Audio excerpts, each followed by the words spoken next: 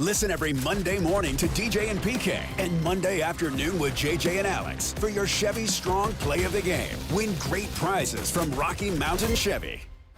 Broadcasting from the Mountain Home Services Studio, this is 97.5 KZNS FM Colville, 1280 KZNS AM Salt Lake City, and 102.7 KSL FM HD2 Salt Lake City Midvale. This is 97.5, the KSL Sports Zone.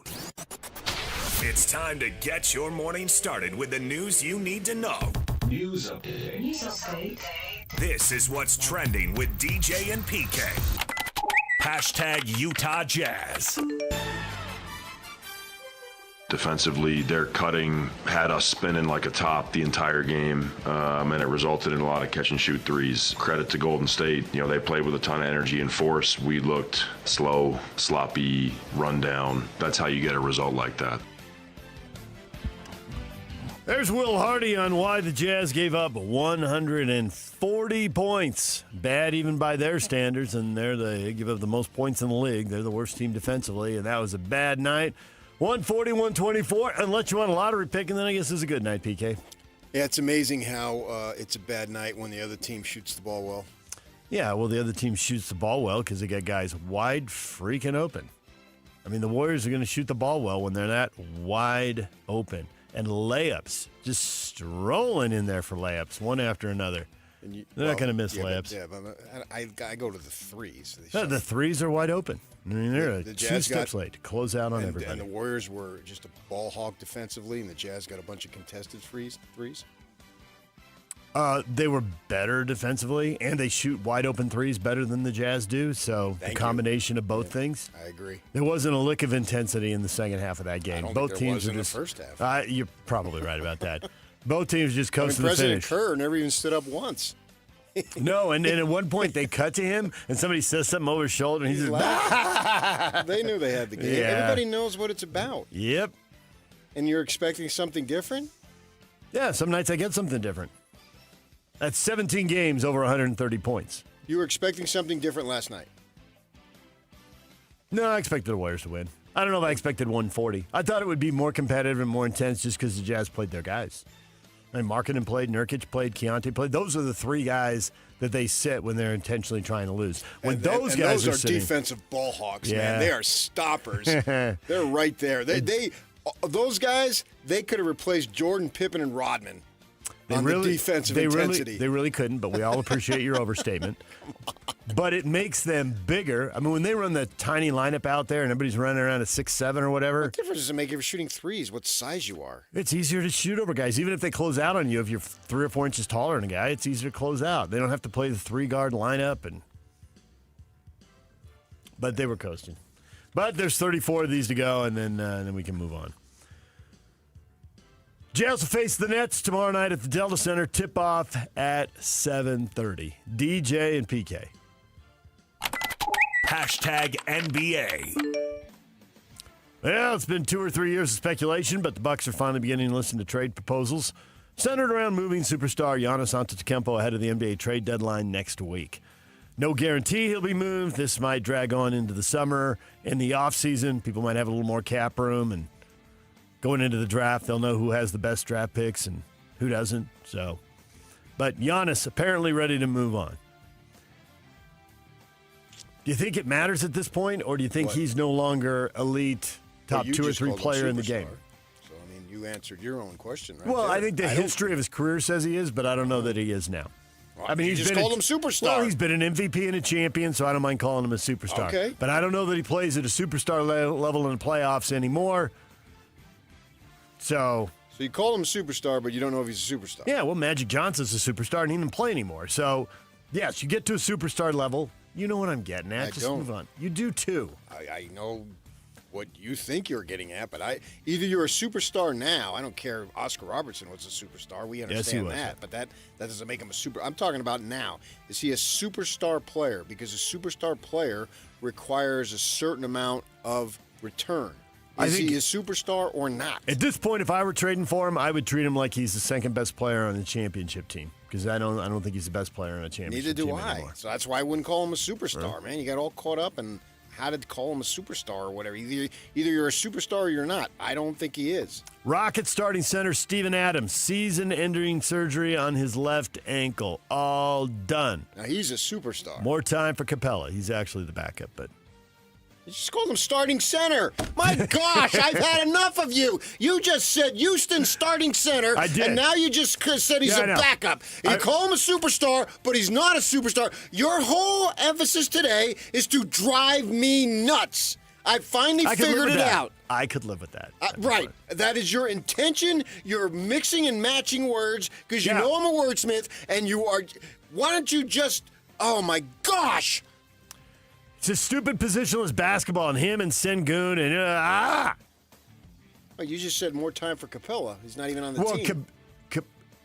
Sengun. You said more time for Capella. He's the third string guy, and now he's going to get one. We've gone from starter to backup to third string. This is awesome. Steven Adams started 11 of his 32 games. He's a sometime starter. There, fine. A part-time starter? Yeah. Okay, part-time starter. So am I. Clint Capella's going to have to play more. And Boston Celtics star Jason Tatum said he has not made a decision on whether he will return from his torn Achilles tendon to play this season or if he's going to opt to sit out and resume playing come the start of next season. When are you really healthy? When can you really cut loose in a game? Not think about it and it can respond. No idea. I think that would be an individual thing, right? Yeah, I would assume so. DJ and PK. Hashtag college basketball.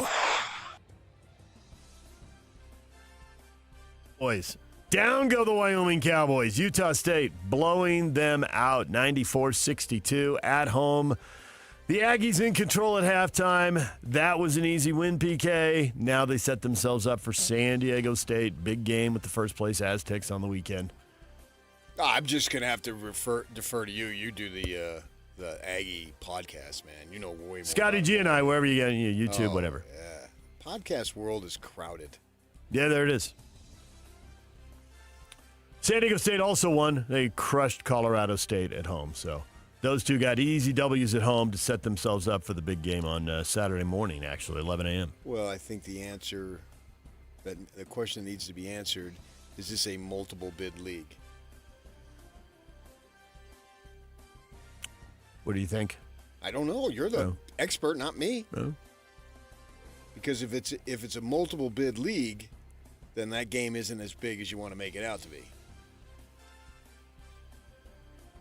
It's usually a multiple bid league. I assumed it was this year, but I don't think anybody's clinched anything yet. It's 17-3. The Aggies, they could lose games and not make the tournament. I hadn't really considered. Doubt about it. Yeah, I hadn't really considered that as more. Can you get the resume? And this would be a big time win.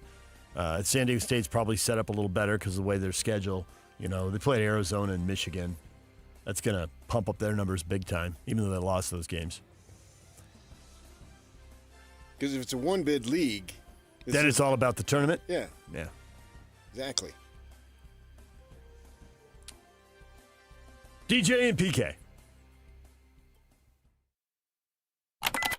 Hashtag NFL. I don't understand it. I mean, I was with them every day. If he's not a first ballot Hall of Famer, there's really no coach that should ever be a first ballot Hall of Famer, which is completely ridiculous because people deserve it. And he's incredible. There's no coach I'd ever want to play for. I'd rather play for. If I'm picking one coach to go out there to win a Super Bowl, give me one season, I'm taking Bill Belichick. So that's enough said. There's nothing outside of that. Again, when it comes down to votes and popularity and all that, then welcome to the world of voting. And you may as well go, try out for the Oscars or whatever and, get a big panel to tell you if you're good or not. That's Tom Brady and Bill Belichick not making the Pro Football Hall of Fame in his first try. Well, that's first world problems, but at the same time, anytime you introduce judges, I agree with him. The Oscars, I mean, I couldn't tell you any Oscar winner of anything. I couldn't pay less attention to that. But, that's what you get. When it's some form of vote. Stuff's going to happen. Right. That's why I'm always turned off with sports when it's voting. You should have a bracket that decides it. I don't need a committee. Committee can set up the actual bracket. That's fine. But who gets in? You're always going to have that. And I've seen more voters talk about now, hey, I think Roger Craig should be in, but if Roger Craig's near the end of his eligibility and I have a limited number of votes, even if I think there's a bunch of people who should get in, I'm going to vote for Roger Craig, and the people are just starting out, I'm like, well, I'll try to pick them up next year.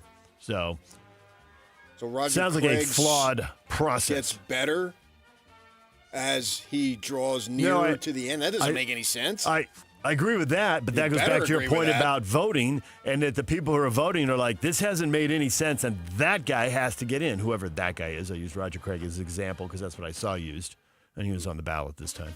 When you say that guy, that makes me nervous. That brings me back to the Caleb rep when the coach told you that guy, and you said that guy. And I have anxiety when you say that guy.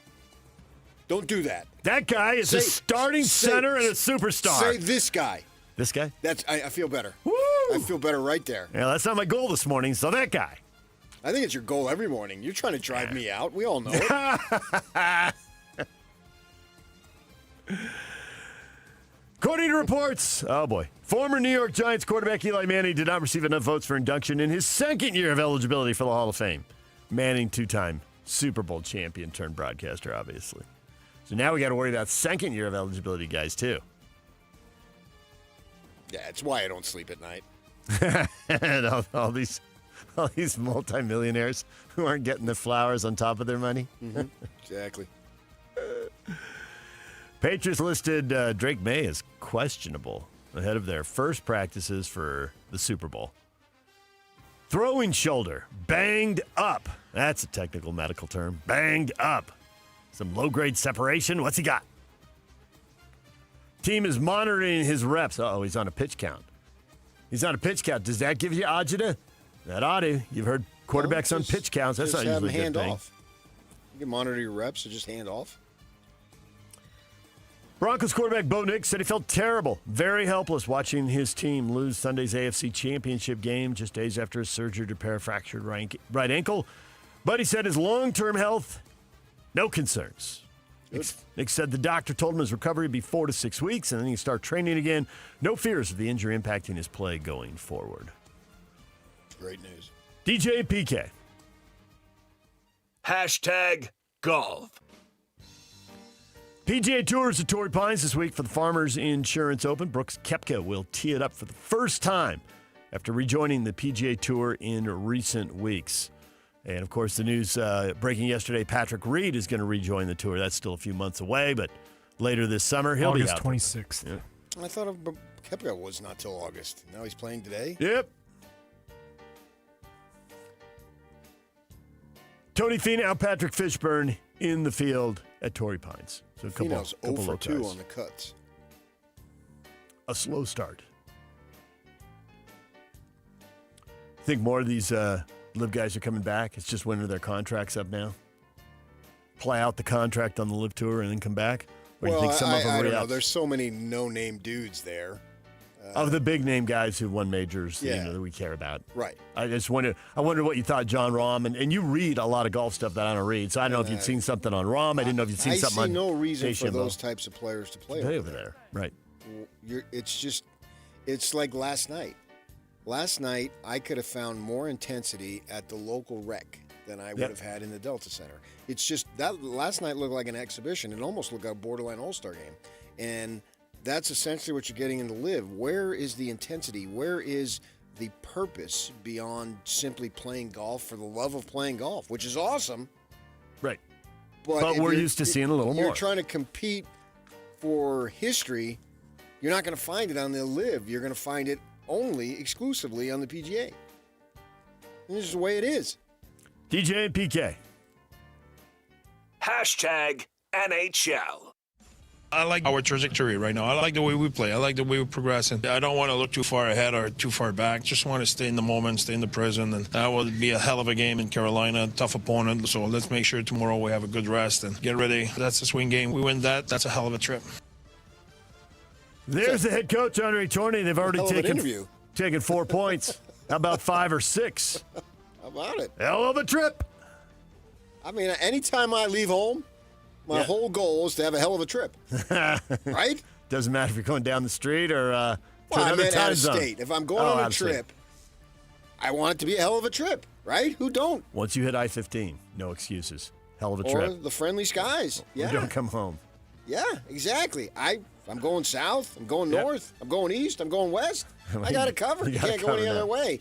I want it to be a hell of a trip. And so the Bear laying it out there. They win tonight. That'd be a hell of a trip. That's a fact. And good for them, man. They got some mojo going. And string it out. For this team, there's nothing wrong with peaking in March. Because if you peak in March, and they're going to have most of February off, that's why I didn't say that. But even if you peak now, maybe now is a little too early, but continue it, because if you get in the playoff and lose the first round, they'll spin it as a success. Because nobody said, we want to win in the playoffs. Maybe they did, and I didn't hear it, but the whole stated goal was, we want to get to the playoffs. So if that's your stated goal, which has been the stated goal now, if you get there, obviously you want to win, but if you don't, you still met your stated goal. Stack up the points. It doesn't matter when. The postseason beckons. Carolina tonight, that's a division leader, good team. Yeah, so was the last game. Yep. And if I had to bet today, I'd say yes, they're in. Yeah, well, the last game was the defending Cup champs, but not the first-place team. The last loss, Tampa Bay, was a first-place team. That was still a heck of a... it was still a well-played game, and they lost on a couple power play goals. And the whole trip's been awesome. Any win for them, they all add up the same. Yep, 2 points at a time, put them in the bank. Colt Bagley's going to be here at 8:30 to talk more about the Mammoth, and we will talk with him then, and with Matt Tate covering the Kansas Jayhawks at 9 o'clock with BYU headed to Kansas for a big game Saturday afternoon. DJ and PK, that is what is trending, brought to you by Shamrock Plumbing. There's no job too big or too small. Get the personal touch with Shamrock Plumbing. The question of the day is next. Stay with us. And now, a look at traffic from the KSL Traffic Center. Got slowed down southbound I-15 beginning at Bangerter Highway and all the way to 156 South, where an accident there continues to block the right lanes. Volume increasing northbound Bangerter Highway and also on the Mountain View corridor. Traffic getting busy at 35th South on both of those roadways. This update is brought to you by UTA. When you take UTA, you can do just about anything while you ride. You won't even notice all the traffic you're missing along the way. Plan your trip today at rideuta.com. With your KSL traffic update, I'm Jake Hatch right here on 97.5, the KSL Sports Zone.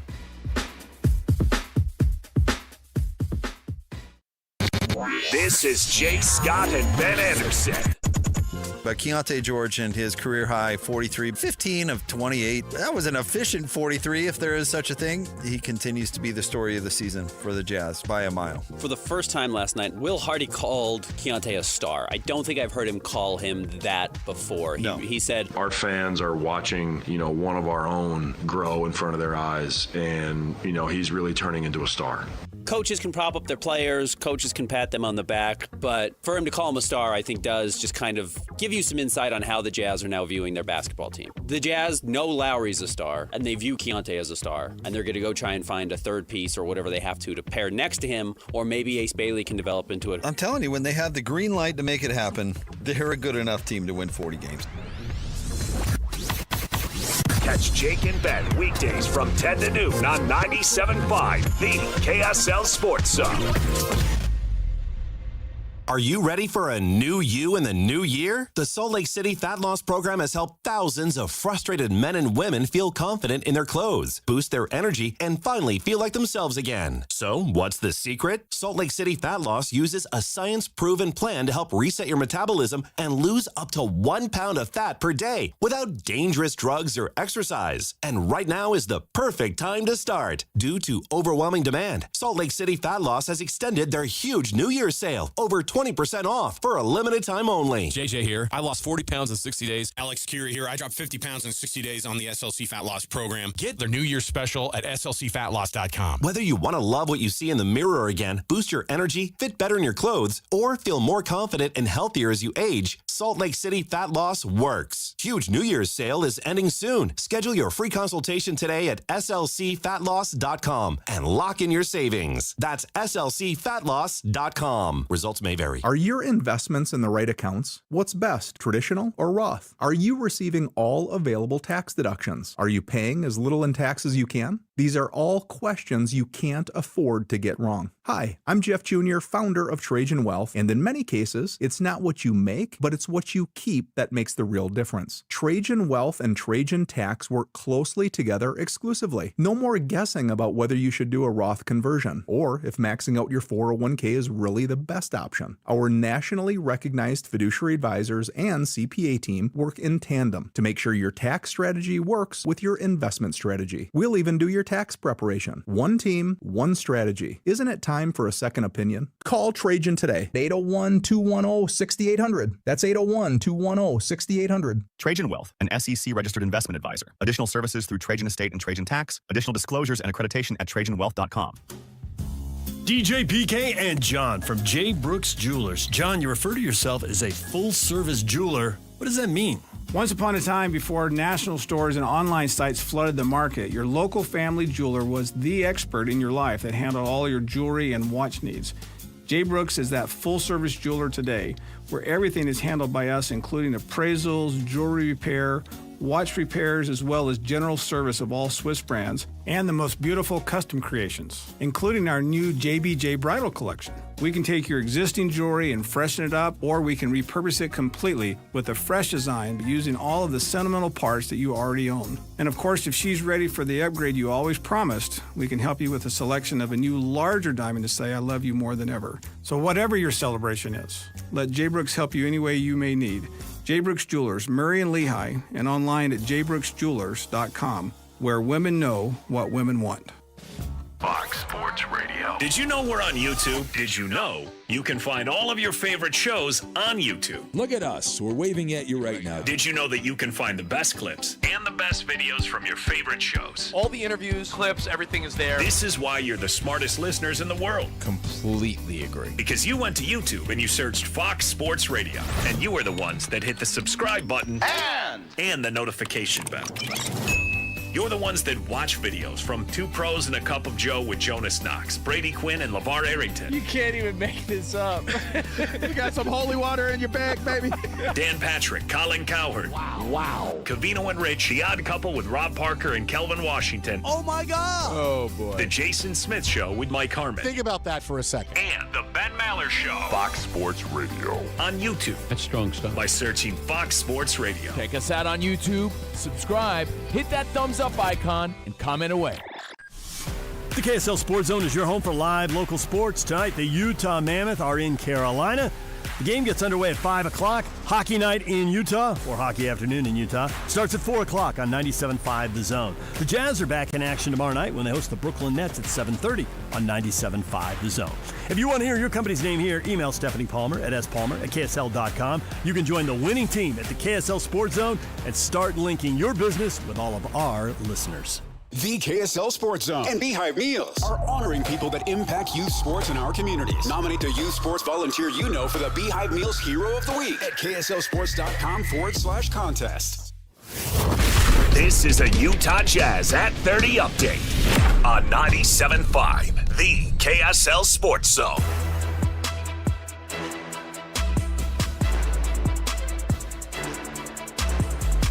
The Utah Jazz lose to the Warriors 140-124. Will Hardy on the difficulty of defending Golden State. That's their style. They move and cut and pass, and they've done it for a long time. When they get you spinning like that, they do a great job of making decisions that result in catch and shoot threes. They had us in rotations, not really because of drives, but because of cuts. This Jazz at 30 update brought to you by University of Utah Health. The University of Utah Health, hope is in our DNA. And learn more at uofuhealth.org.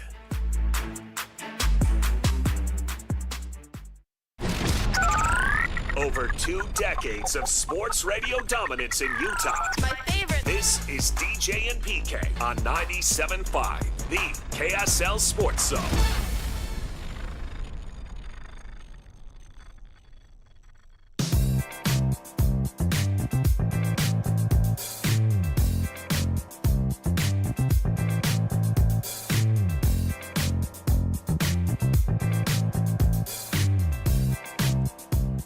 DJ PK, it is time for Hot Takes or Toast, the question of the day. Giannis Antetokounmpo is big game. Should the Jazz go big game hunting? Cody is on board. Yes, with an exclamation point. He's got a lot of enthusiasm for a 31-year-old with calf problems. No one else really does. It's pretty heavy on the nose here, PK. Nope, they'll have to give up at least 3 of the young guys in Lowry plus a draft pick to get him. And then who are we putting around him? Okay, but then why would DA say they were going big game hunting?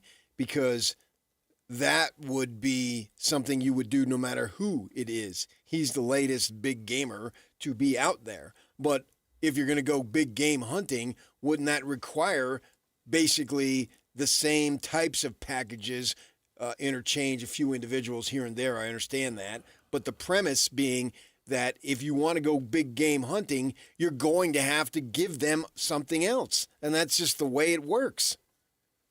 So how's that any different from any? So then basically, this is not particular. We're using Giannis as an example. Because he's the latest. Yep. But it is more about the idea of doing it. You're complaining about the team not winning, blah, blah, blah, blah, blah, and all of a sudden these young players in marketing become untouchable? That doesn't really make any sense, nor do I believe they're untouchable. I know, but you said most of the folks there, them folks is stupid. Jeremy, too old. 31. Jared, no! Stick with the plan. Hashtag tank on. See, now all of a sudden, yeah. And they complain about it, and now, whoa, man, yeah, I don't know about giving up this guy. That's a little bit of incongruence. I think a good question we should not gloss over that you just asked is why would Danny Ainge talk about the big game hunting? Because while Giannis isn't the biggest game, he's big game. He is big game. He's still big game. Yeah. And I think the answer to that is, well, look at where the team was when he said it, and look where the team is now. And I think that when he said that, I think he thought they'd be further along now. They haven't been able to make trades. Without making trades? I think he thought they'd be further along, maybe because of trades or maybe because they'd hit in the draft and got someone who's really good right out of the gate. You know, Oklahoma City and San Antonio are winning with pretty young guys. But the Jazz guys aren't that good at that age. The Jazz young guys are more projects long-term. So I don't know if he thought, hey, we're going to hit on a guy who's going to be able to come and play at a really high level at 22 years old. Or if he thought, hey, we're going to be hitting on guys in the draft, but I'm also going to be able to make a trade or two to move this thing along. And neither one of those things has happened. They haven't made trades that have sped up the timeline, which I really thought they were going to. Of all the things I've been wrong about over the last 4 years, including superstars and starting centers, man, have I been wrong about that. I thought Trader Danny was going to come in and be able to make trades, and the league's kind of locked up by money apparently. So that has not happened. That applies across to everyone then. Yeah, it's not just him. Well, there've been some quiet trade deadlines in that. So you got that, and then if they'd gotten the 1 or 2 pick and had somebody who was really good, who was more of a finished product, but I mean these guys are huge projects, if that, maybe they just miss or they're role players. I think part of the reason it's their own fault that the process hasn't moved along more. I mean, you basically had George playing even, if not behind, Clarkson and Sexton last year. Why? It made no sense. Those guys weren't going to go anywhere. Well, they were out of town in a giveaway trade. They're not going to take you. They're not going to take the Jazz anywhere. 100%. Yeah. And Sexton, he's a bowl of energy and all, but he didn't even start on a losing team. I mean, what is he? He's a guy when you don't have a good bench, you put him out there and tell him, let's trade buckets while you play while we rest the starters, and that's I think going to be his role. He's never won anything. Nope. He's never been on a playoff team. He is not. He and Markkanen are 1-2 in the league. Most games played with active, not all time, but so they in a sense they stifled the development of George by having these other guys on the team. And John Collins, why? You hung on to him too long. You're asking for a first-round pick. Ford Scally said he wanted to be a running back. And Kyle said, well, I want to play center field for the Angels. What a great conversation. And neither one of them was going to happen. Move to defensive back, son. Go be all conference. And you'll blow up. Go be the conference MVP. Yeah. So have a perfect season. I want first-round picks for everybody, but you're not going to get them. So they need to take accountability. Why'd you wait so long? Because they always thought they were going to get something, and they didn't. And you can go back to moving Mike Conley. Same thing. Get on with it. Are you going to get that much? Right. But you start 10-3 with him, and then you've wrecked where you fall in the draft order. Yeah, I'd have to go back. I don't even remember where they fell in the draft order there and who was available and who wasn't available. I'm just looking at the guys on the team now, and maybe George would be further along, although you could argue, well, whoop-de-doo, is he going to make any more wins? He's further along. He's still only 22. He's progressing at a good clip. That's what matters the most. I don't know that I thought they were going to be further along. I can't say, yeah, nor can I say, oh, my gosh, they should be where they want to be. Or they should be closer to where they want to be. Because the fact is, you're going to have to hit on 3 drafts. Unless you get the ultimate dude at the top. But that ultimate dude, you didn't. Maybe the closest to the ultimate dude is Big Vic. Yeah. But that's only one of 3. So Right, and they ended up drafting 1, 2, and 4. They had 2 other really high picks. You're talking to the Spurs. Mm-hmm. Yeah, with Castle and with Harper. And those, now, but those are nice players, but we don't know what they are.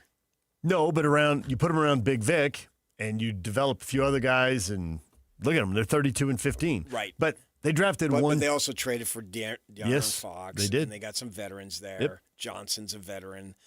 So I don't know that. And those are ping pong balls breaking your way. Yeah. How do I criticize the Jazz? Because ping pong balls didn't break their way. That doesn't make any sense. Nope. The one year they tried it, literally the worst record ever. They slid back to 5. Yeah. They didn't get 1, 2, or 4. Right. And the Spurs got all of those things. Yeah. So luck is part of the equation. Right. So I can't hold them accountable for bad ping pong balls. The Spurs go in and get you don't know the order the stuff is going to happen in, so you kind of have to strike when the opportunity is there. So maybe that's part of the logic of bringing in some of the veterans. Why go acquire Collins? Well, he's a much better player than he shows. You get him, you get somebody up, but they didn't get their Wembanyama to go, so you got to move on from Collins then and just move on. Well, Collins was worth a try. Yes, because they gave up so little, and he'd been really good, and then it wasn't making sense, but it wasn't working. Clearly, it wasn't working in Atlanta. He's okay. Yeah. He's on a winning. Well, not winning yet, record-wise. It'll be on a winning team soon. Yeah. But again, he has to have the star player there. He's not good enough to he's not. carry him. He's not. But he's a good piece. And maybe when you have DA Kawhi. thought that he could get something for him. It was worth a fly. Yeah, I did think a little bit of the old flipping houses thing. Some people buy houses not to live in them, but hey, we're going to fix it up and we're going to flip it. And I thought John Collins kind of fits that. He's the house you buy that, hey, we can fix this house up and it'll be worth something. Yeah, and so they didn't necessarily make money, but they didn't lose money. Nope. What they lost was a little bit of playing time that could have gone to somebody else. But would that have moved anyone along? I mean. Well, at his position, no. Right. Because who do they have that was deserving? Well, even playing positionless basketball and just saying one of the bigger players and you can slide guys around. Yeah, who? I know. I mean, it's Markkanen, who they're trying not to play. It's Kessler, who's been hurt, so that stops everything. And those guys were playing. Yeah. And Hardy doesn't think enough to play Hendricks in a blowout. Yeah, Hendricks had a year where he was hurt, so whatever Collins played last year, that didn't matter. Hendricks couldn't play. Right. And now he's clearly struggling. And Cody was struggling big time last year, so right. They've never had enough bigs that it mattered that much. Right. It's more the guard line. Yeah. But George has made such significant strides that that's okay. And I don't know that it was the playing time that really unlocked him. I mean, certainly that helps and all that, but his attitude is so different. Whatever he did for, counseling but that's summer. fine. But you have to have progression, and he has seen improvement, massive, and so that has instilled more confidence in him. Yep, and that feeds into the right. But you have to have the opportunity. It's the chicken and egg. What comes first? And so I think he goes into the season knowing I'm going to get more time because the two guys that took my time away are gone. So before the first ball went up in the first game, he had more confidence because he knew my time is now. He knew it. And I think that led, and then he had success, and then you build upon that, and away you go, and you got something there. So if Giannis was, if we move this kind of deal, because we're looking at what kind of big game hunting will they do, at what point? If Giannis were 3 years younger and hadn't had a series of calf injuries. Now, there's nobody like that available right now, so I guess what does that matter? But what does it take to trigger them to do something? To me, he's good enough to try to get. You look at reading all the stuff. Oh, the Warriors have the best package. 4 unprotected firsts and Butler, and we'll give you Kuzma and Yanni. Why is the Warrior? Why is that the best? If that's the best package, then they're not going to do anything now, and this is going to play out into the summer. That's not a good package. Right. Now, you're worried about a 31-year-old? Butler, by the time next season plays, when he'll be back, he'll be 37. And he's been somewhat of a malcontent. There have been multiple places where he's ended up unhappy at some point. Yeah. 3 so far. And that's the best package? Minnesota, Philly, and Miami. I don't know. I don't know that there is a good enough package out there. And the Knicks, maybe? Can the Knicks put something together? It seems like it has to be a team that is close enough to winning because you just can't sit around and wait. I mean, the Jazz aren't that close to winning. He's 31 now, but they're not going anywhere this season. So I think he's got a December birthday, so he turns 32 in the middle of next season. If that'd be the first year, it's got to be a team that's closer. 32 doesn't bother me. Giving up 4 draft picks? How many years you getting and how many years you giving up? Is it worth it? Or maybe people will sit around and the price comes down a little bit. The price isn't very high to begin with. 4 first rounds? That seems high to me. So you like the Warrior offer. I don't. I just said that's not good enough. Because the Warriors are talking about 4 unprotected first-round picks. You want players, and this is where deals will be different because the players can speed things up. And to your point, Butler's not going to speed things up. You're waiting for the draft picks. I mean, it'd be 4 picks, right? Every other year. So you're waiting 5 years to make a draft pick and 5 years for a guy to get better. I mean, so that's a long way out. Okay, so are the picks valuable or not? Yes. To the Jazz right now. I think the picks right now have more value for the Jazz than if they use them on Giannis. Well, you just told me I got to wait 5 years. So now I'm year 9 of this rebuild. No. I think they'll trade the picks at some point, but not here. I get your point. Yeah, I don't know who you're going to get anything that's better than Yanni. They're dreaming championship, and he seems to be on the downhill slide of his career. Injuries are eating him up here. And he hasn't been great in the playoffs lately. I mean, they won the championship, but he hasn't been great in the playoffs lately when he's played. And the picks that they have gotten them nowhere. Nothing. Yeah. So, and now I'm going to trade you more picks. So, I mean, everyone is frustrated with we're just waiting on some picks. And if it doesn't work this year, the hell with it. They got to go for it next year. They got to just see how many games you can win next year. Play everybody as many times as they're healthy. Yeah. No more tanking. Right, because if you don't get a top 3 pick this year, it's not going to happen. Because you're asking and if it does too happen, much. Yeah. And if I'm Hardy, I'm out.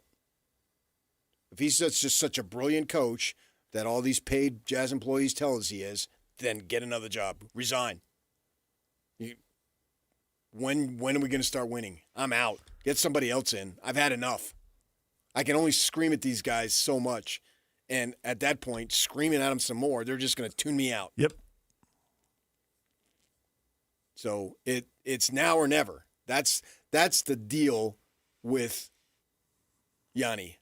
To go, he's not get on my back guy and I'm going to take you to the top, but he can make you better, particularly if you don't have to give up Markkanen or George.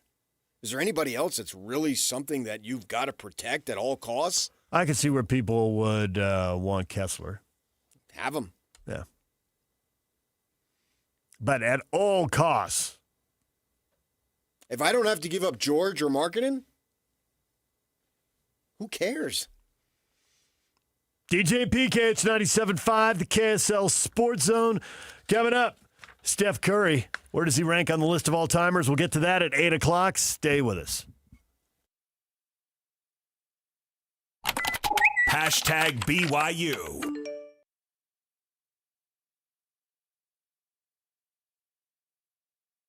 And now, a look at traffic from the KSL Traffic Center.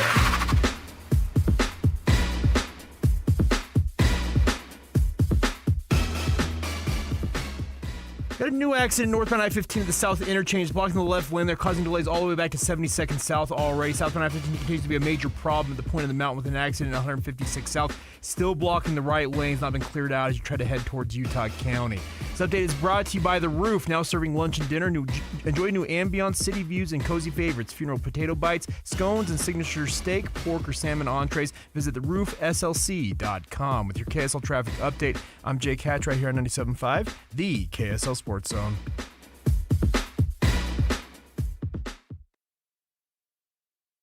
Hey, bro. You hear us every day with our crazy opinions. Hey, what you doing? Well, now, it's time to hear from you. Hey, great show. Download the KSL Sports app and fire off your thoughts with the call-in tab on the bottom of your screen. Your show is fantastic. It's the one that captivates me the most. You can tell PK to stop singing. Cheap bangs. Let Jake and Ben know what you really think of the Jazz. Tell Hans and Scotty about your favorite barbecue spot or what color of tie JJ should be wearing on TV. The best entries will be played on the air. Download the KSL Sports app now and hit the call-in button to let your voice be heard. I think you guys do an incredible job. This is 97.5, the KSL Sports Zone. You looking to lose weight and save money? Soda has a deal for you. Join now and your partner joins for free. You get 2 transformations for the price of 1. It is the best way to kick off 2026. I've already lost I'm about a third of the way on the way to my goal, losing about 10 pounds so far. They will get you a nutritionist, no shots, no pills. You're not locked into those forever and ever and constantly spending money. That will teach you how to eat instead of trying to put you on a shot or a drug that you need to take endlessly. You can keep weight off for a lifetime. And unlike the weight loss shots and drugs, Soda's goal is to have the nutritionist teach you how to eat, eliminate the sugar, eliminate the sodium, eat right, stay full, don't deal with hunger, and walk away healthy and have money left for your retirement. If you want to find more, go online. Find out more at sodaweightloss.com. That's sodaweightloss.com, S-O-T-A. They've got more than 9,000 Google reviews you can check out. And you can also call 866-800-SODA, 866-800-SOTA. Join Soda for a short time to have results that last a lifetime. What's better than a credit card with low interest? How about one with no interest? For a limited time, when you open a new America First Visa credit card, you'll enjoy 0% APR for the first 6 months. Transfer your balances from higher rate cards to your new America First card to consolidate debt and potentially save yourself a lot of money. That's 0 interest for 6 months. Interested? Then hurry to americafirst.com to apply today. Introductory variable annual percentage rate is subject to membership, eligibility, terms, creditworthiness, change, and conditions. Other limits and requirements may apply. Federally insured by NCUA. Equal opportunity lender. Hey guys, it's Woodrow from Mint Medical Clinic. Are you struggling with ED? Well, you are not alone. And now there's a real solution that treats the root cause, not just the symptoms. Introducing our trifecta approach, a breakthrough combination of acoustic wave therapy, hormone replacement, and cryotherapy, all designed to restore blood flow, boost performance, and rebalance your hormones. Whether it's ED or hormonal imbalance, if you're ready to reignite your love life, this treatment helps bring back your energy, your drive, and your confidence. And right now, when you call, you'll receive a free consultation, a blood flow ultrasound, and an intimacy gift. That's a $650 value, absolutely free. And here's the bonus. The next 20 callers will also receive a 5-night stay at a luxury resort in Hawaii just for taking the first step. But you must call now. With 2 convenient locations in Layton and Sandy, help is closer than you think. Call 801-804-8000 now. That's 801-804-8000. Mint Medical Clinic. We'll get you back to mint condition. Nate, did you hear that? That's the sound of a great deal. I did, and today we're giving KSL Sports listeners a deal so good, you'll hear it all along the Wasatch Front. That's right, because for today only, Thursday, January 29th, Advanced Window Products is having a one-day sale. If you buy 10 or more of our energy-efficient, custom-made windows, we're giving you a mind-blowing $3,000 off. You heard him correctly. That's $3,000 in savings on windows that are manufactured right here in Salt Lake City, specifically for the Utah climate. Call us at 801-850-9100 today only. Our windows not only lower your energy bills, but they also come with a lifetime warranty, including accidental glass breakage. But you must act today. This incredible offer is only valid for a one-day window. You've got until tonight to lock in your savings. You won't hear this commercial tomorrow. It's go time. Get your custom-made windows installed before the summer heat. Call right now for your free no-pressure quote. The number is 801-850-9100. That's 801-850-9100. Or visit us at advancedwindows.com. Hi, this is Derek Overstreet, president of the New Millennium Group and co-host of Stop Working, Start Living with KSL News Radio. Can you imagine what your life would be like if you could retire 3 to 5 years earlier than you thought possible? The things you could do, the loved ones you could spend time with, the memories that you could create. That's what our team at the New Millennium Group does. We'll walk you through the entire process every step of the way. If you'd like to get a copy of the 5-step proprietary plan that will help you retire 3 to 5 years sooner than you thought possible, give us a shout right now. 888-999-6370. That's 888-999-6370 or utahsfinancialplanner.com. Listen, most of our listeners right now have a tax problem, not a money problem. There's not enough money in Social Security Medicare as it is. Let us show you how you can significantly reduce your taxes. That's 888-999-6370. 888-999-6370 or utahsfinancialplanner.com. Adventuring in the Wasatch Back to play in the sunshine and snow? Stop into Dairy King in Heber. Now serving your favorite soups. And come in and invent your own shake. Dairy King on Main Street, home of the train and best of state shakes. This is a Utah Mammoth at 50 update on 97.5, the KSL Sports Zone.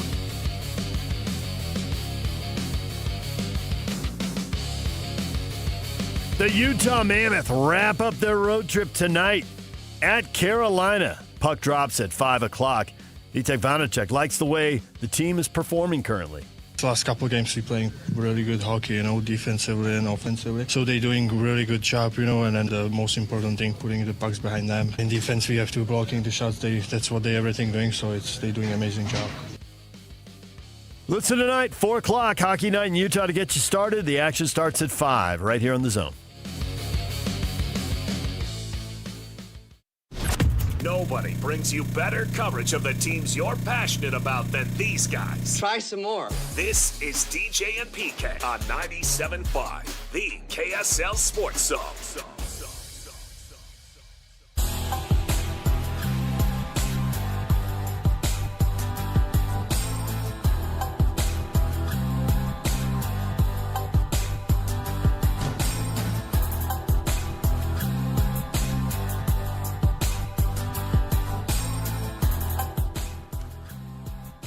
Join The Zone and JJ and Alex at the Boat Show this Friday from 3 to 6 at the Mountain America Expo Center in Sandy.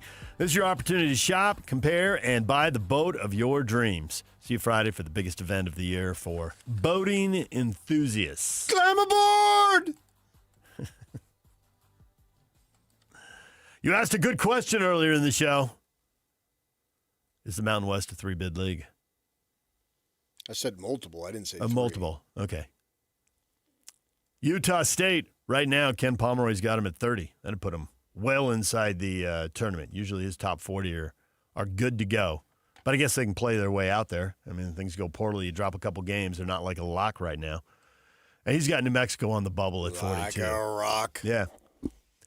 How many Big 12 teams you got already penciled in? 14. I was going to say a half dozen, but 14 seems like a big number.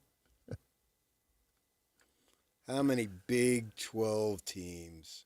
Well, I really only care about one. BYU's going to make it. Yeah, and Utah isn't. Right. If Utah was in the running, I would care about two.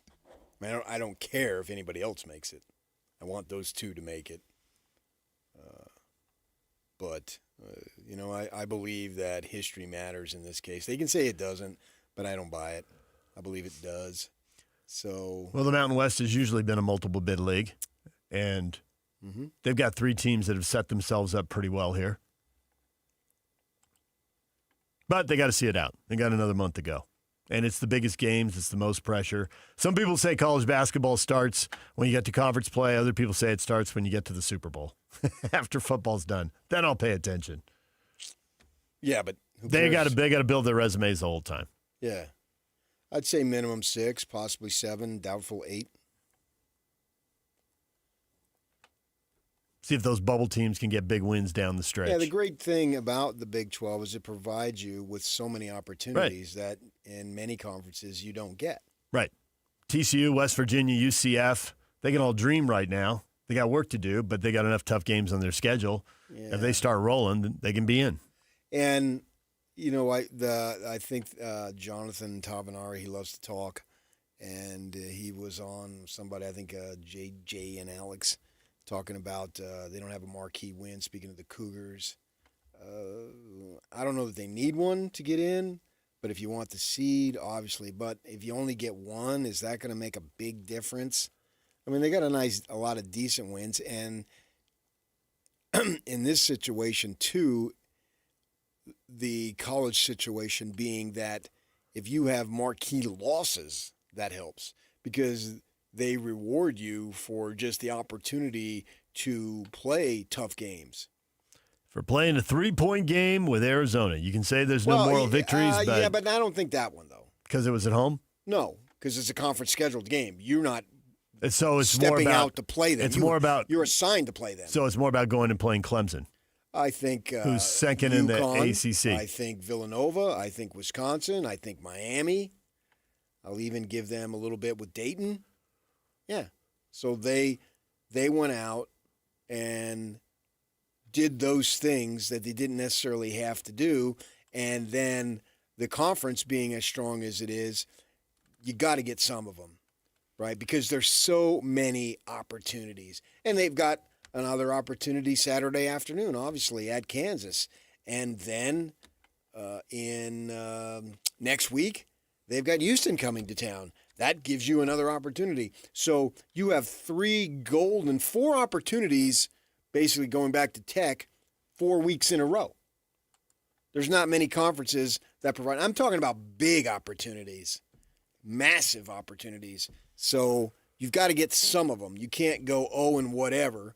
And then obviously in a couple of weeks after that, you've got Arizona in Tucson. And if you play that game, if you go there and you have a game similar to Monday night, well, that's going to give you some credit. So if you're playing the Cats, and the Cats are 24-0, 25-0, and you've lost to both games to them by a combined 7 points, that helps your cause, right? There's no way around it. Yeah, and then after you do the Cats, you come back and you got Iowa State.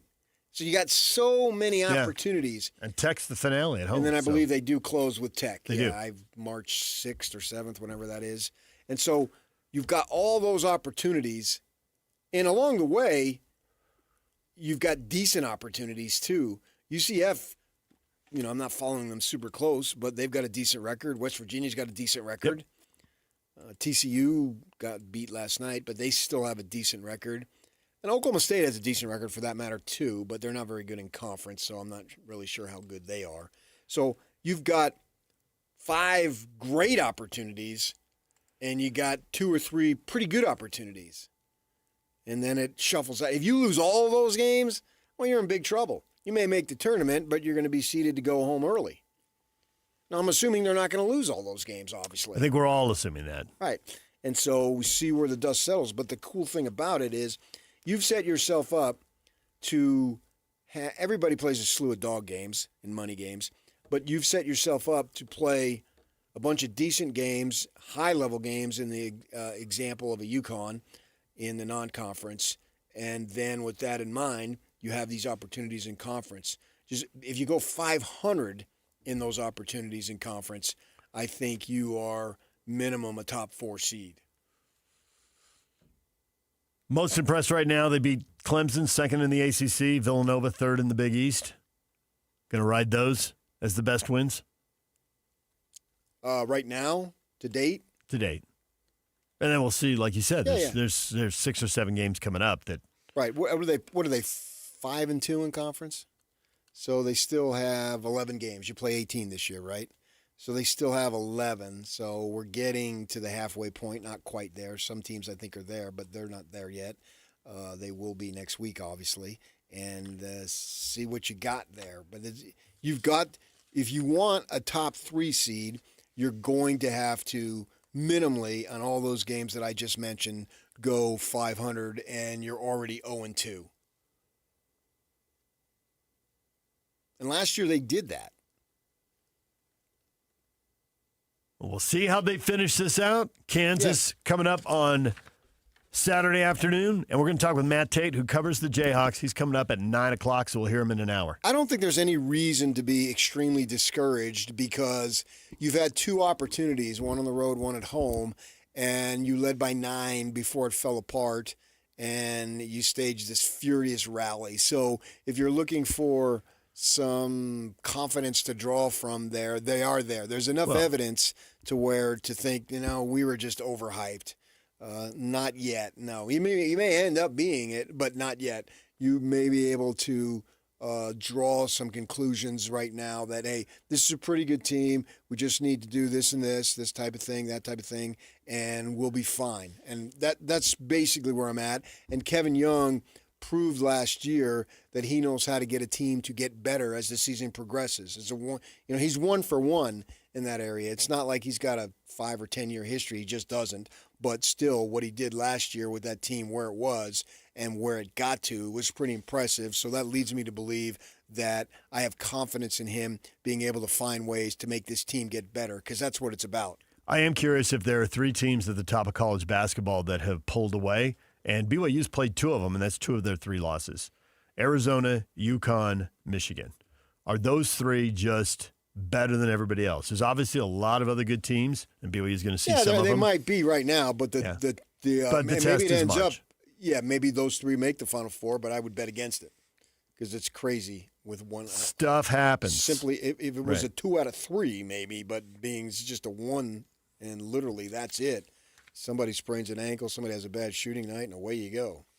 DJ PK, he's one of the all-timers. How high is he on the list? Well, you just got to see him. We'll get to that next. Stay with us. Whether you're stuck in the office, I believe you have my stapler, in your car, or at your in-laws. You want a piece of me? You bet I do. The Zone is with you every step of the way. Download the KSL Sports app to get live streaming of your favorite shows and access to all the latest updates on your favorite teams. Your home for the best coverage of the Utes, Cougars, Jazz, and Mammoth is on air, online, and on the KSL Sports app. This is 97.5, the KSL Sports Zone. It's out there for everyone, literally. You cannot argue. Now, for some, it's right around the corner. For some, it's kind of maybe in the middle of your mind. And for others, it's in the back of your mind. But it's going to come. You want it to come. What am I talking about? I'm talking about the opportunity to retire. Do you have enough money? Are you preparing the right way?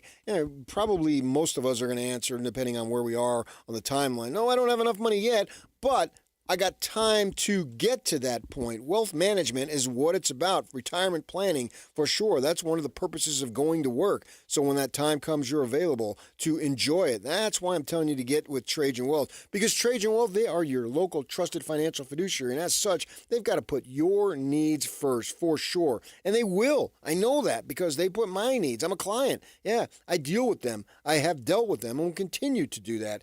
They just know what they're doing. They're experts when it comes to wealth management, when it comes to retirement planning. I felt such a level of confidence sitting down across the table, across the desk, and talking with them. And I believe you will too. And got nothing to lose. So if it's not for you, so be it. But if it is for you, wow. you are going to be able to enjoy the fruits of your labor for sure. So give them a call and set something up. First consultation is for free, so literally nothing to lose. That phone number is 801-210-6800. 801-210-6800. I met with them at their offices in Draper, right off I-15 at the south end. You live up north, no problem. They'll come up to Farmington and meet with you there. Got you covered north and south. Website also has you covered. TrajanWealth.com is the website. TrajanWealth.com. Advisory services offered through Trajan Wealth, LLC, an SEC-registered investment advisor. Client-paid advertisement. The Management Minute is a service of the MBA program and the Shingo Institute at Utah State University. I'm Professor Scott Hammond. Ever seen an infection spread? I watched a team on the floor of a factory build a complicated technology. Every time they completed a task, they returned to the team leader, reported, and then got a new assignment with careful instructions on how to complete the next task. I asked why they worked that way. That's the way we've always done it, but it included words like oversight, tradition, evolving. In fact, the process was not evolving. A team of observers using the principles of the Shingo model in an hour of observation showed the team how to eliminate waste. Fewer steps, less cutting, less walking, more working. Production costs went down by 30%. That's all it took. Before long, the entire plant was infected with ideas of continuous improvement. Learn more about continuous improvement in an MBA from Utah State University. Go to utahstatemba.com or check out the Shingo model at shingo.org. I'm Scott Hammond. Hope to see you in one of our classes. What goes better with a meal?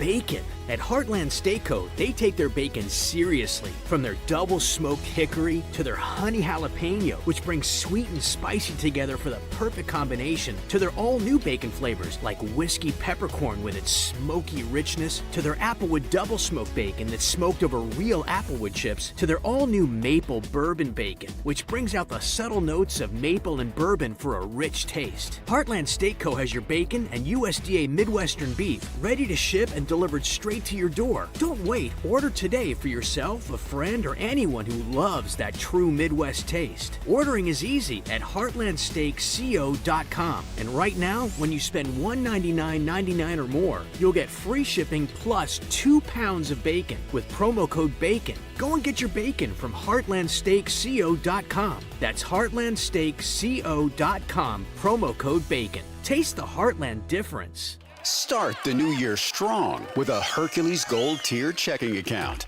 Earn up to 4.25% APY and make your money work harder for you. This account combines high rewards with everyday convenience so you can reach your goals faster. Open your Gold Tier checking account today and let's grow stronger together in 2026. Visit HerculesCU.com to learn more. Hercules First Federal Credit Union. Growing stronger together for 80 years. Life is busy and honestly, sometimes a little chaotic. Between work, school drop-offs, sports, and everything in between, some days feel completely upside down. Dinner used to be one of the hardest parts of my day. Now, it's the easiest. When life feels upside down, Beehive Meals helps keep me grounded with home-cooked freezer meals that are ready when I am. No planning, no scrambling, just real food my family loves. Head to beehivemeals.com and stock your freezer with your solution to easy, delicious dinners and a little peace of mind. Tonight on KSL, artificial intelligence is making it tougher than ever to spot a scam. Like an idiot, I just kept sending money. But can you turn to technology to keep you safe? The KSL investigators put some of the top scam detection apps to the test. See what they catch. Well, it's asking the right questions, right? Yeah. And what they miss. Uh-oh. And it froze. AI Revolution, scanning for scams. Tonight at 10. Utah's Mr. Sports here with a pro tip. Do what I did and choose the world's most efficient water softener. Kinetico uses less salt, delivers better performance, and here's the best part. You get more time for sports, less time wrestling heavy salt bags. Upgrade your system today. SoftwaterUtah.com.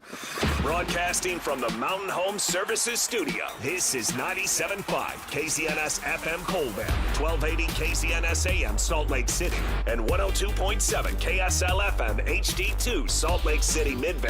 This is 97.5, the KSL Sports Zone. This is Utah's best coverage of the Utes, Cougars, Jazz, and Mammoth. Here we go.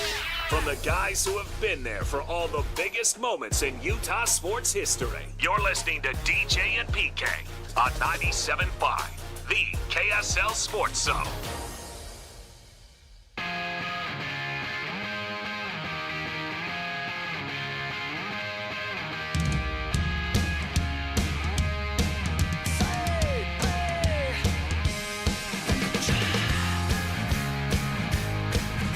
DJ and PK, the Utah Jazz went down to defeat last night. They lost to the Warriors 140-124. Steph Curry, 27 points in the win.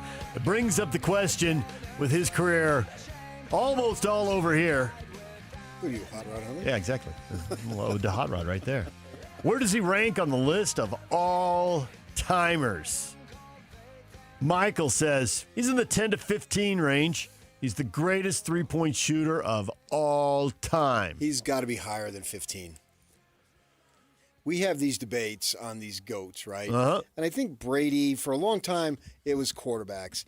And Brady, now that he's done... Kind of wrecked the discussion. To a large degree. And now we want to go who's number 2. Right. Right? And that's still, to me, I'd go Elway. Yeah.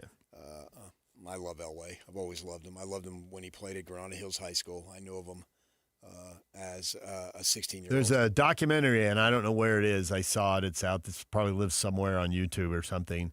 And they have video. And he was throwing passes in high school I saw him. that you would think were like, wait a minute, is that AI? But he did it. I was spending a lot of time over there when he was in high school. Yeah. A real good friend of mine went to his rival high school. It was Kennedy in Granada Hills in Granada Hills. Mm-hmm. Tom Ramsey was the quarterback for Kennedy. He went on, too. He went on, played at UCLA. Yeah. Yeah. And so I was made aware of that at a very young age. And I have no bias. I'm not a Bronco fan. I'm not a Stanford fan. Right. I call it. But to see a high school quarterback throw a ball 65 yards on the money. Yeah. And he got there in a hurry. And he comes in relief of the LA City Baseball, which they play at Dodger Stadium in the finals. He beats Crenshaw, which has 2 or 3 major leaguers. Chris Brown, you may have heard of him. If not him, you've heard of Darryl Strawberry. And Elway does his thing. And then he didn't play basketball that year. And I read a quote that the high school basketball coach said, well, we would have won the city title if he would have played. So, I mean, obviously, Yankees drafted him. I mean, so he was an incredible player. But I think Brady is separated. But there's very few categories where you can say this guy definitively is that. Now, I think we have it with Jerry Rice.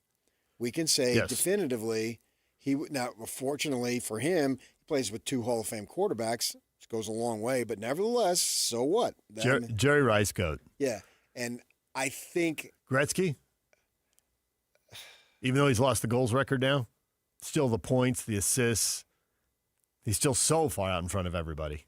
Yeah. Secretariat, horse racing goat. I'm just trying to think who goats are. You know how many? There's a bunch of categories where you can't argue it, and then there's a bunch where you can't. I think you can have subcategories. Well, that's what we do in the NBA with these lists. Nobody's going to argue Steph Curry's number 1. Right. So, definitively, he's the greatest shooter of all time. Yes. I think we're all comfortable saying Definitive. that. Yes, right? We don't need to debate that. Mariano Rivera. Greatest closer of all time. Can we not say that? Yeah. That's a little Jerry Rice-ish in that he had the opportunity because of the rest of the team. But, man, when he went out on the when he went out on the mound, like, well, this is over. And the one time in his career that I think where it really mattered and it wasn't over, even that, it wasn't like it was crushed. It was the flare behind second base. A couple of hits had led to it, but yeah. Yeah. They were better contact than. Yeah. And so you have that, but it wasn't like he was shelled big time. I get your point. So in the subcategory of greatest shooter, I think you have to go with Curry. Yes. I just don't see. There's other guys who can fit in that. Reggie Miller would come to mind. Reggie Miller's great. Ray Allen's great, and we can list big shots these guys hit. But Steph, too many total shots, too many big shots, too many championships. Just Yuck! You have the opportunity with the word "shots" to play the tune. What page is it on, Yuck? That one's buried. We haven't heard that in a while. He can't even find it. That's worth a Grammy for Johnny. Johnny. I mean, it's a vote, and we don't get into those things, but we know Johnny, so we'd make an exception. Yeah. There it is. Shooters.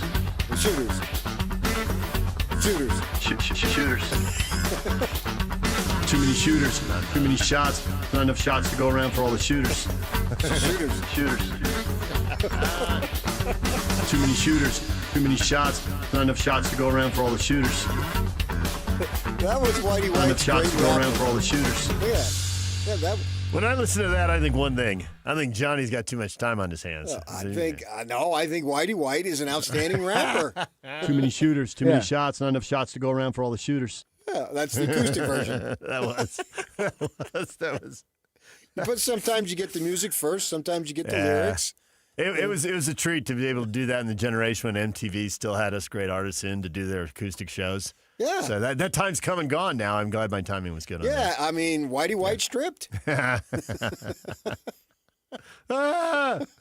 Soda has some more work to do before we get to that. This has nothing to do with discarding clothing. Oh, okay. Stone's got there's several guys got album groups that call it stripped. It is. This is not PK Take It Off, baby. No, all right. No. We'll leave that to you. Right. Thankfully. Guy. PK, take it off, For baby. multiple reasons, I might add. But with that He's in mind. got that one handy. Yeah. None of this, I have to find it. The shooters one had been moved off the page to make room Clearly. for some other Yeah, ones. I know, right. So something more demeaning, Curry I has hope. established himself as that. And I think he's got to go top 10. And to me, if you're top 10 all time, overall, that's good enough. But what a shooter, man. What a player. Slight dude. And that's why some people put him in the top 10 and other people won't. Is it to get to the top 10, you got to dominate at both ends of the floor, and he couldn't come anywhere near dominating at the other end of the floor. You love yourself some Kobe, with good reason. Oh, yeah. Kobe could dominate at both ends of the floor. But, he had the size and the wingspan. Right, you got to have that. With exactly. The frame. Right. And a lot of these top 10 lists, almost half of them are centers. So they're going to dominate at both ends of the floor in a way. It's just going to be hard to match. So I can see where putting him in the top 10 is tough. Not because for me. if you're, in my mind, I always try to put these guys, okay, it's a one-on-one battle, and the game is on the line. And Jordan and Kobe are probably two of the shorter all-timers. I mean, if you're going top 10, how many all-timers are there under 6'9"? Maybe Oscar Robertson would be another guy who'd come to mind. Yeah, and but Curry's smaller than those guys. Is he defendable? No, at the offensive end, and that's why Steph Curry is in the top. Nobody remembers great defensive stops. But I think everybody remembers game winners. And people remember shot blockers. Oh, well, when it comes to game winners, if you have one shot to make for your life, the ball, your life is in good hands when Steph Curry has the ball. That guy's made a lot of big shots. And it's a shame he's at the end of his career because his nickname should be All-State. Okay. It's a little late to come up with that, but give it a shot. You've done more with less. Well, you did it, not me. I know, but you're the one who's you going to just take a said run you'd with want it. the ball you're in good hands. You just said it, not me. So who are your top 10? Who do you leave out? I haven't doped out a top 10, but I got to have him in there because shooting is the most important aspect of basketball. You like to make it tougher than it is. And good for you. And because you're a purist, I'm not. I have no attachment to the game beyond fandom. I have no emotional connection beyond sitting there watching basketball. I watched minimum 65, 70 Knick games when I was growing up. I had a little black and white TV, and I didn't watch any TV. I didn't watch shows. It just didn't do it for me, even when I was a kid. Even you couldn't watch half-hour sitcoms, hour dramas. Nope. I liked. Sure. I mean, outside of Saved by the Bell. But I wasn't a kid then. I was a You're little an older. adult. Sure, the Friday night stuff. Yeah, but not at the expense of the Knicks. No. Yeah. No, you were lucky you grew up with the talent with sports on TV on weeknights every night. Because in that era, yeah. Well, we had and the Nets were playing. I saw Julius Erving as an ABA player. Oh man, Padre road games from Dodger Stadium. That was it. Because they did them over phone lines, I guess. The satellites were too expensive. No. So we didn't get a lot of Channel Padre 9 games and on Channel TV. 11. Yeah. Knicks, Yankees, Mets. Yeah. And maybe that was it. Maybe because it was the market that I grew up in. Yeah. And you had so much sports. I just didn't care about anything else. So I became absorbed with that stuff. And I watched them, but I never really latched on, they're my team, do or die. I just always enjoyed watching people compete and doing it myself, watching competing. That's why I couldn't wait for baseball season to be able to be outside, man. And I could play catch. I could throw the ball. I created dirt spots in the backyard, And Dad always loved that. Yeah.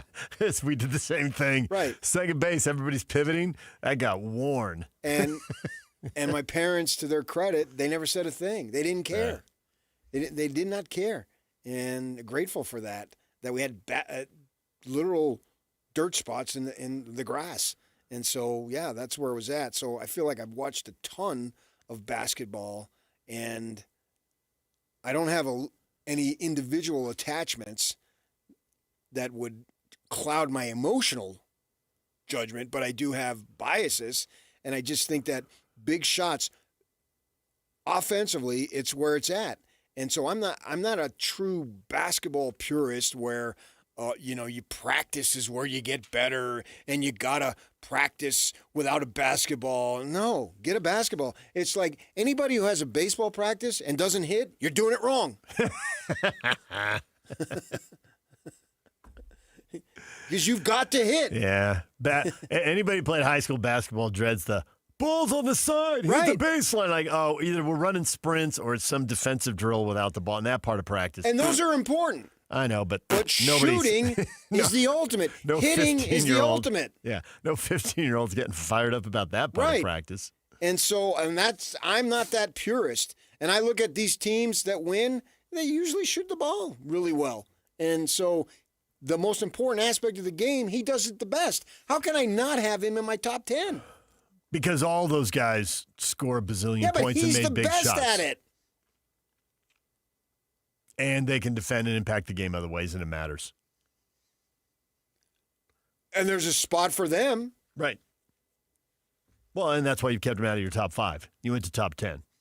I mean, you're kind of acknowledging the argument. You're just going to draw the line sooner. Would I take Kobe and Jordan over Steph Curry? Absolutely. Right. Yes. Magic? Yes. Bird? Likely. And we haven't even gotten to any centers yet. That's just going to make it hard to be top 10. Likely. That's 5, yeah. My centers? Bill Russell. The problem is I didn't see him, so I have that bias. Kareem. I love him. Wilt. Didn't see him at his prime. But the statistics are just so overwhelming. I mean, you want to talk about the numbers were astounding. There it is. I don't know what Damian Hunter's numbers were, but I know what Wilt's numbers were, even when I was in the womb. I was not seeing them, and those games weren't on TV. But you just look at the numbers. And Shaq. I have a problem with Shaq. So maybe there's a spot in the top 10. Shaq didn't give me all he had to give. Oh, left some titles on the table. And I want guys, when they're done, they are done. You know, Magic had a medical issue, and it was mysterious at the time and all that. So I understand that. Right? But he played 12 years, and you got 5 titles and 9 trips to the finals. Yeah, and he left stuff out there. And actually, but there was a medical reason. And one of those 3 years, there was another medical reason. He had knee surgery. Yeah. And that jacked up another year. But Shaq, what do you want to be in life? Now, Shaq looks like he has a pretty good life. Yeah. And so he's probably fine with it. But we're talking about ball playing. I want guys that were the ultimate ballers, that just winning drove them beyond breathing. That's where I'm at. That's what, when I look at what really is the exciting aspect of it, that's what I want. I want absolute ballers, right? That they're going to lay it out there in the biggest moments that, if they fail. In fact, I just saw a thing on Kobe. I go to post the questions on Facebook, and these things come up, and I look at them. I don't have my own personal Facebook. I'm not into that social media stuff. And he was doing an interview. He was obviously done. And he said, I can live with myself because I know I gave everything I had. Well, you can't answer more than that.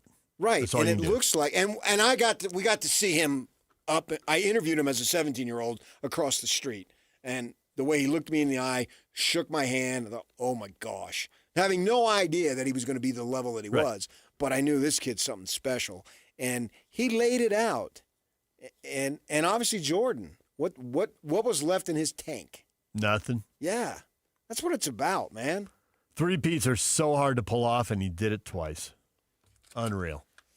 All right, DJ and PK, when we come back, Cole Bagley, Utah Mammoth Insider for KSL Sports. He will join us, and we will look ahead to the final game of this road trip. It's already been a good trip, but maybe it's a great one. We will talk with him next. Stay with us. And now, a look at traffic from the KSL Traffic Center.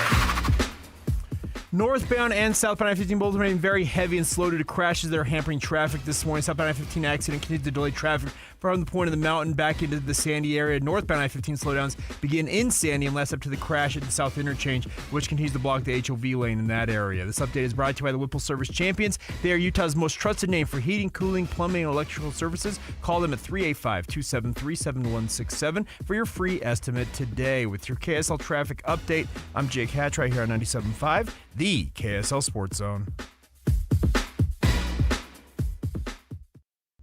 This is JJ and Alex. I got this.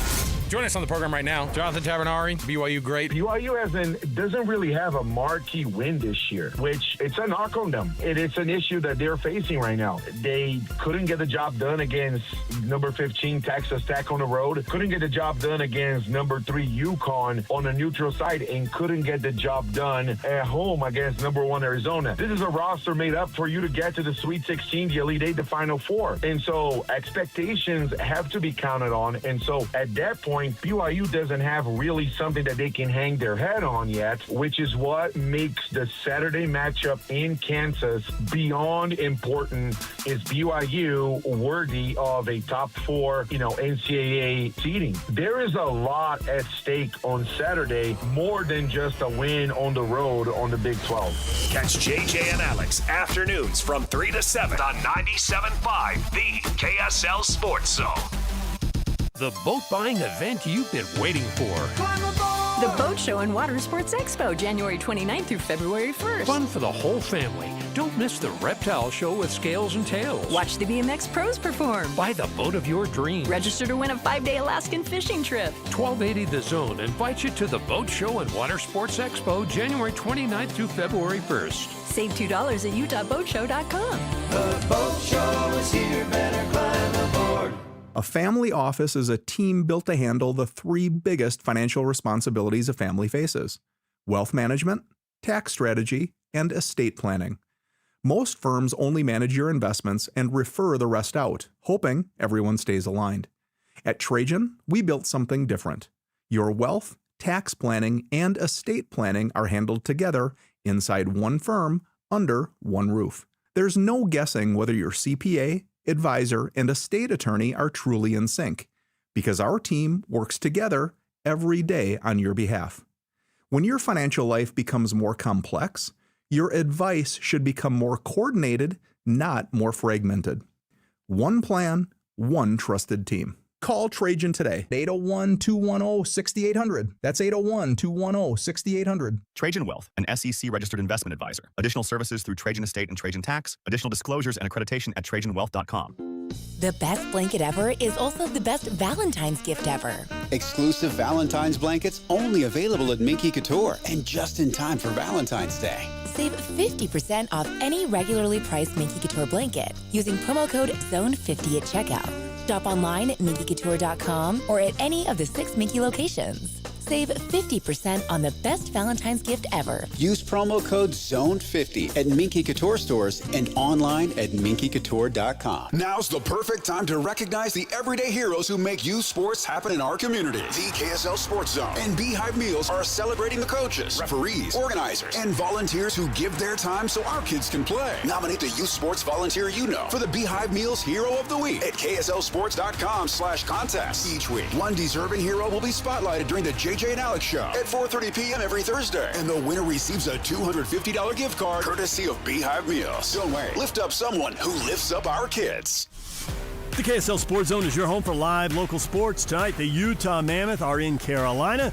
The game gets underway at 5 o'clock. Hockey night in Utah, or hockey afternoon in Utah, starts at 4 o'clock on 97.5 The Zone. The Jazz are back in action tomorrow night when they host the Brooklyn Nets at 7:30 on 97.5 The Zone. If you want to hear your company's name here, email Stephanie Palmer at spalmer@ksl.com. You can join the winning team at the KSL Sports Zone and start linking your business with all of our listeners. Nate, did you hear that? That's the sound of a great deal. I did, and today we're giving KSL Sports listeners a deal so good, you'll hear it all along the Wasatch Front. That's right, because for today only, Thursday, January 29th, Advanced Window Products is having a one-day sale. If you buy 10 or more of our energy-efficient, custom-made windows, we're giving you a mind-blowing $3,000 off. You heard him correctly. That's $3,000 in savings on windows that are manufactured right here in Salt Lake City, specifically for the Utah climate. Call us at 801-850-9100 today only. Our windows not only lower your energy bills, but they also come with a lifetime warranty, including accidental glass breakage. But you must act today. This incredible offer is only valid for a one-day window. You've got until tonight to lock in your savings. You won't hear this commercial tomorrow. It's go time. Get your custom-made windows installed before the summer heat. Call right now for your free no-pressure quote. The number is 801-850-9100. That's 801-850-9100. Or visit us at advancedwindows.com. Bull riding, the perfect fusion of strength, skill, and pure willpower. It's the PBR Salt Lake City at Delta Center, February 6th and 7th. Tickets available at deltacenter.com. Hey, this is Chris with JCW's. Not feeling a burger? We've got you covered. Try one of our hot ribeye, turkey, or BLT sandwiches, and you'll understand why we say JCW's, quality, and a lot of it. This is a Utah Jazz at 30 update on 97.5, the KSL Sports Zone.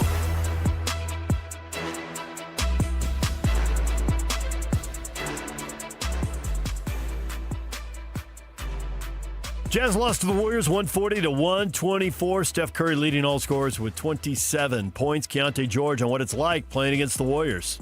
As a team, we've been able to battle against them, so it's always fun when you play somebody that you see watching on the TV, and, that group has a lot of success, and, that's what we're striving for. So, it's always fun to compete. This Jazz at 30 update brought to you by University of Utah Health. At University of Utah Health, hope is in our DNA. Learn more at uofuhealth.org.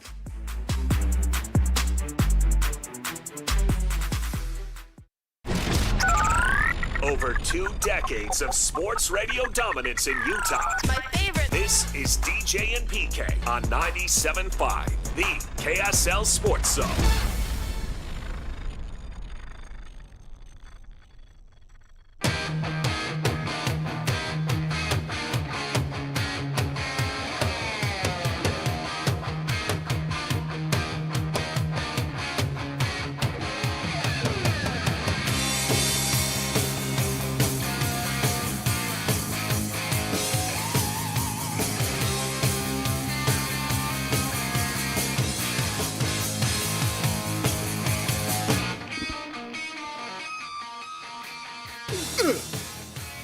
DJ, PK, and we're joined now by Cole Bagley. Covers the Utah Mammoth, KSL Sports. His appearance is brought to you by Hercules First Federal Credit Union, growing stronger together. Cole, good morning. Good morning, fellas. How you doing? Good. A week ago, you were on here, and we were talking about how 4 points in a 4-game road trip, especially against 2 division leaders and the Stanley Cup champs and a team chasing the playoffs, that'd be a good road trip. Nobody wants to settle for good now, Cole. Give me very good or great. Am I right? Yeah, I mean, I think it may have been this show or with JJ and Alex, but that Nashville game was huge. Being able to beat a Central, division opponent to steal 2 points in a swing game, started things off right. And then, they didn't play bad against Tampa. It was still a really good game. They just met one of the best goaltenders in the world on the other end in Vasilevsky. But then to go into Florida on a back-to-back, to put in your backup goaltender, Vitek Vanacek, and then without Dylan Guenther, and of course, continuing to play without Logan Cooley and come out on top against the reigning champs. That was one of their best wins in the season. And, no matter what happens tonight, this road trip is a success. But, I know that the team is locked in, and, they'd like to finish the road trip with 5 or 6 points out of 8. This is something that we'd all been anticipating and hoping for. And now that it's here, they're playing good hockey. We expect it the rest of the way to get their fair share of wins, and we're all thinking, that they will be in the postseason. Their stated goal will be achieved.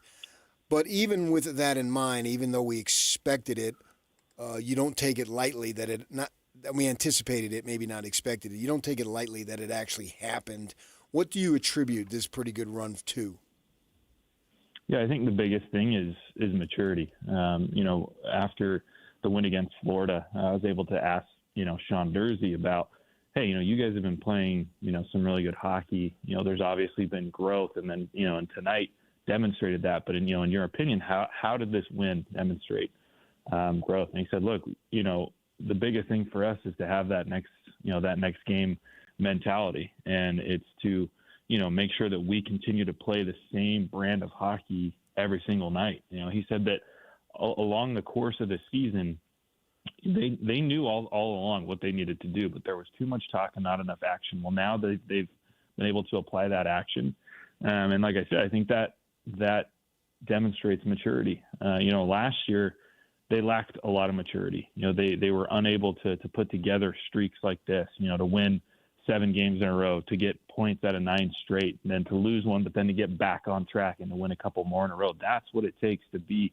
a great team in the National Hockey League. That's what it takes to make the playoffs in the National Hockey League. You can't allow yourselves to lose, 3, 4, 5 games in a row and then only win 1 or 2 and then go down the same path again. So, I think with the depth that they added in the offseason, adding, more experienced guys who had won Stanley Cups than H. Schmitz and, Vitek Vanaceks, and then as well to get full seasons for the most part out of guys that they added the previous year in John Marino, and then of course Sean Dursey this year has just paid dividends for this team, and they're playing a lot more mature than they did a year ago. Cole Bagley joining us talking Utah Mammoth hockey. In basketball, a lot of people really hang on point differential and say as things shake out, you follow point differential, and baseball people tell you run differential also. Do you believe that goal differential is a really good indicator of how things will break going forward? It's maybe you get a break here or there and win big or lose big, but will it really shake out? And I ask that because right now the Mammoth have the 3rd best goal differential in the Western Conference, so I'm wondering, are they just much better, and we're going to see them just keep charging through the rest of the schedule? Yeah, I don't know about charging. It's tough to do what they're doing for the next, I think there's 29, 28 games left. But, I sat down with Bill Armstrong before the most recent homestands, before they had won 6 out of 7 and gotten points in all of those. And, we had kind of talked in depth about, what was going on. And, that was kind of before they had really corrected things. And, he had pointed out that, look, in a lot of key statistical areas, we're in the green. And obviously one of those is, goal differential. They're actually the only team in the Western Conference currently in the wild card race that has a positive goal differential. Not just positive, but they're plus 21. Every other team in the wild card race is in the red. And so, he had kind of talked to me and said, look, we've actually been playing pretty good hockey. We just haven't necessarily had puck luck. We've made a few mistakes during key moments, and they lost a lot of 1-goal games. Well, now, but at the same time, he said, look, if we can just continue to play the way that we are, eventually all those numbers in the green are going to catch up, and we're going to start winning some hockey games. And that's exactly what happened, right? They won 6 out of 7 at home. They've been really successful on this road trip. And so, again, I don't know that they're going to win 80% of the games down the stretch, but if they can win, 55 to 60% of what's left, that will nearly, if not for sure, guarantee that they make the postseason. Yeah, I think that's accurate. How about the changes that DeBear has made into lines? It seems like he shuffled some guys around, and that is another reason, along with that maturity that you say, as far as leading to the success. Could you speak on that? Yeah. It's been a year where there's been a lot of line changes. And that's because this team was just trying to consistently figure it out. And when it comes to coaching, at the end of the day, they're not really going to change their scheme. But what the coach can do, the number one thing he can do is he can change up the lines, right? He can see if he can't get a spark on, all the lines or two of the lines or what have you. And so, the most recent changes that he was able to put together, I think have yielded these results.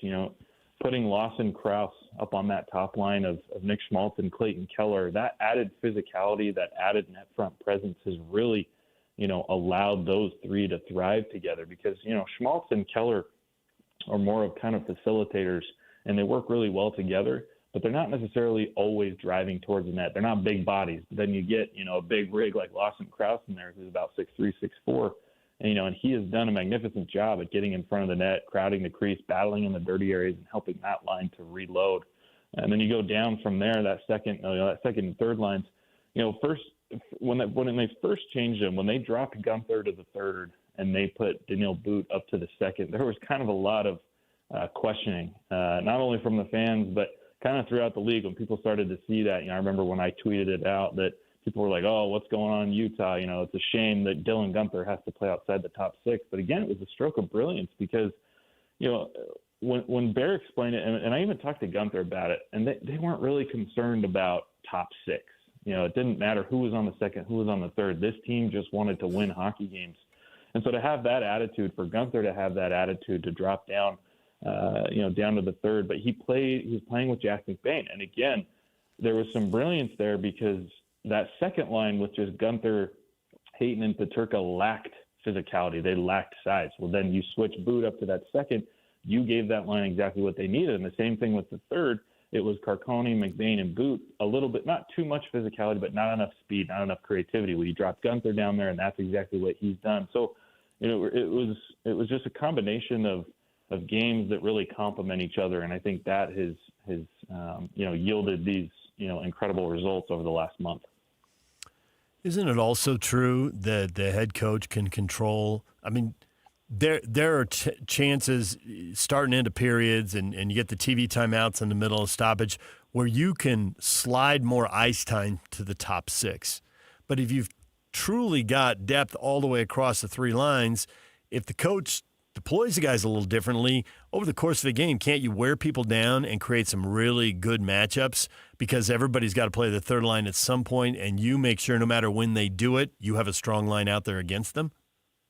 Yeah, I mean, I think Utah takes pride in all of their lines, being formidable opponents on the ice. Your third line is definitely going to be more of your checking line, but then, you add Gunther to it, and suddenly they're not just, suffocating you on the forecheck, but they're also putting dangerous opportunities on your net. So, yeah, I mean, the coach definitely has the ability to do that. And, he's always, no matter who it is in the NHL, that, the coach is going to be strategic in who's on the ice at what time. And, I mean, a lot of times your third line is going to get, quality minutes, against the top or second line of the other team because that's exactly what they're trying to do is wear those guys down.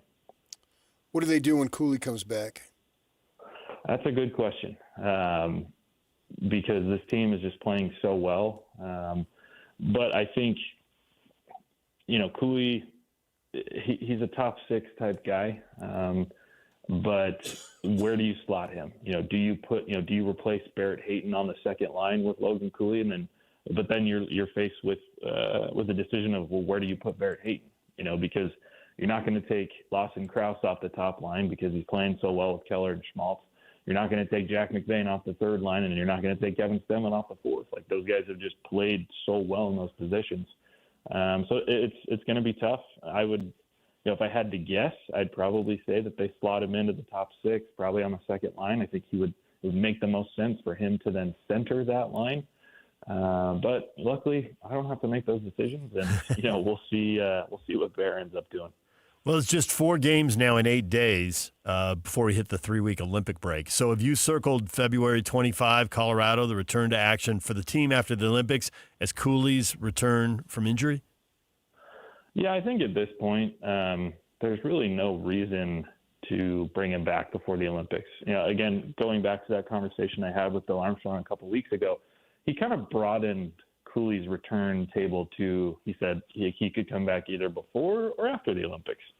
And I think the reason that he said that was, in case things weren't going, really the way that they had envisioned or hoped, is if you start to get into some trouble, if you start to kind of bleed points and you're not in the standings exactly where you want to be, yeah, you probably rush Cooley back a little bit early to try to help things out, to try to, right the ship. But the way that they've played, over the last month, and especially on this road trip, picking up four points, it's already a success. We'll see what happens tonight. But, in my mind, there's really no reason to bring him back until after the Olympic break because if you do that, you give him a full almost 12 weeks to get healthy. And, even though the NHL technically takes a 2.5-week break, the players that are not participating in the Olympics, they're only getting about a week off, and then the team will return and they'll do almost kind of like a mini little training camp. And so that to me is when it would make the most sense to bring Cooley back, to give him about a week and a half to reacclimate, to get with the guys, to go through some practices. But that doesn't mean that something else couldn't happen. It's the National Hockey League, and as Bill Armstrong has told me, in this league, it's to expect the unexpected. So we'll see. But like I said, I wouldn't anticipate that we see him until after the Olympics. We know Vejmelka's the guy on the back end. How comfortable are you with the depth there? In Vanacek? Yeah. It's been an interesting season for Vitek. I like that Utah only signed their backup to a 1-year deal because it was kind of a contract that goes, all right, we're going to give you a chance now, prove it to us. And I don't know that it's necessarily gone the way that has put Vanacek in a position that that they're going to bring him back this next season. But to his credit, he has been put. I think his record right now is 2-9-2. 3-9-2 with that win. 3-9-2. Gotcha. Yeah. 3-9-2. He lost 10 games in a row. But again, I don't know that. I'd say that only half of those, or maybe 4 of those, were really his fault. A lot of his appearances kind of fell on back-to-backs or circled losses, and nights where the team just kind of really let him down. But the other night you saw what he can be capable of. The way if the defense in front of him is playing the way that they should. And to be honest, 2 of those goals against Florida were definitely on the defense, as Ian Cole, gave up a turnover right in the low slot, and then Sean Dursey lost the puck near the net as well. So I don't know. It's tough. He hasn't obviously produced the way that you'd hope a backup would, but I don't know that it's completely and entirely his fault, as he hasn't played much. And again, his appearances have fallen on just bad nights, off nights, back-to-backs.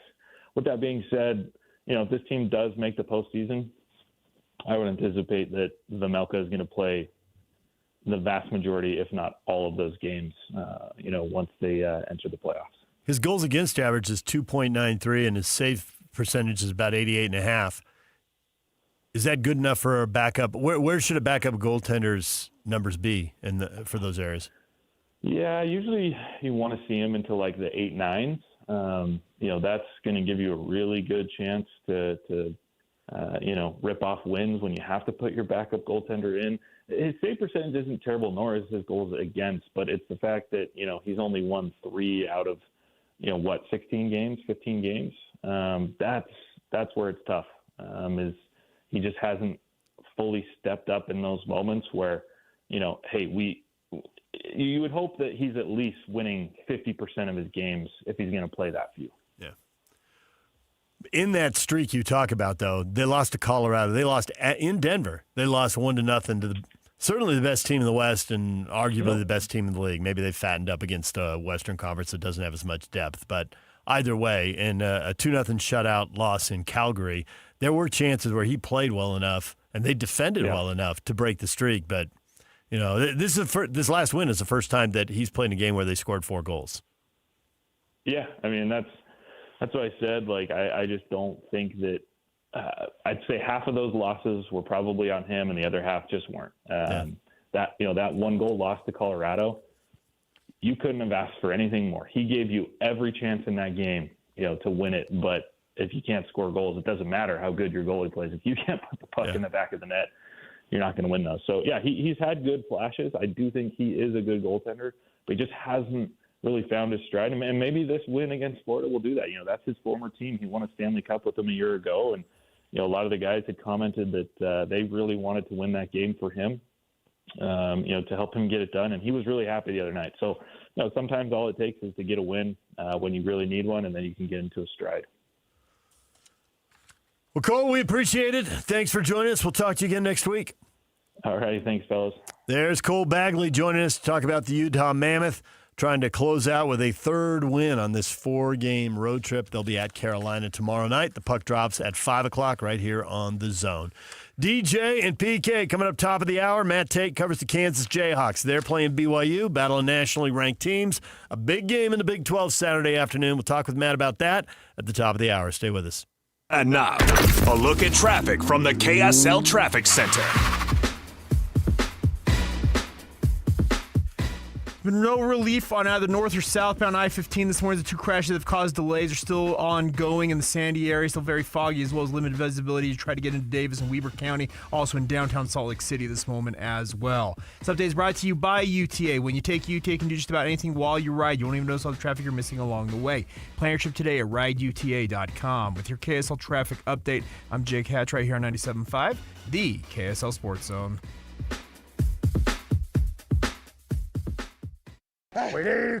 This past summer, we introduced the first ever Top 60 and 60 watch list. And now that the season is over, it's time to rank the best players in the state of Utah.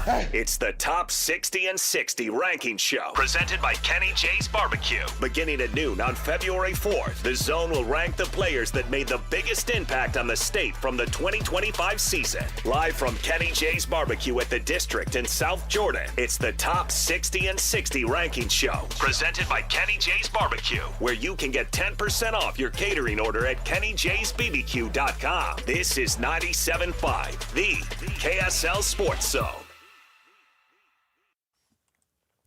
David James here for Soda Weight Loss. If you're looking to drop the weight in 2026, give soda a shot, because there are no shots. Instead of putting you on a shot or a drug that you need to take forever, soda teaches you how to eat and keep the weight off for a lifetime. You don't have to get caught up in shots and drugs that offer a quick fix, but also demand a lifelong financial commitment and no end in sight. Unlike the weightless shots and drugs, soda's goal is to have the nutritionist teach you how to eat and keep the weight off for a lifetime. I have a weekly call with my nutritionist. She's helped me drop to almost 10 pounds, almost halfway to the goal now, and it's all about the hidden sodium and the hidden sugar in my diet. Best of all, you walk away from this healthy and you got money left for golf, vacations, retirement, whatever you want.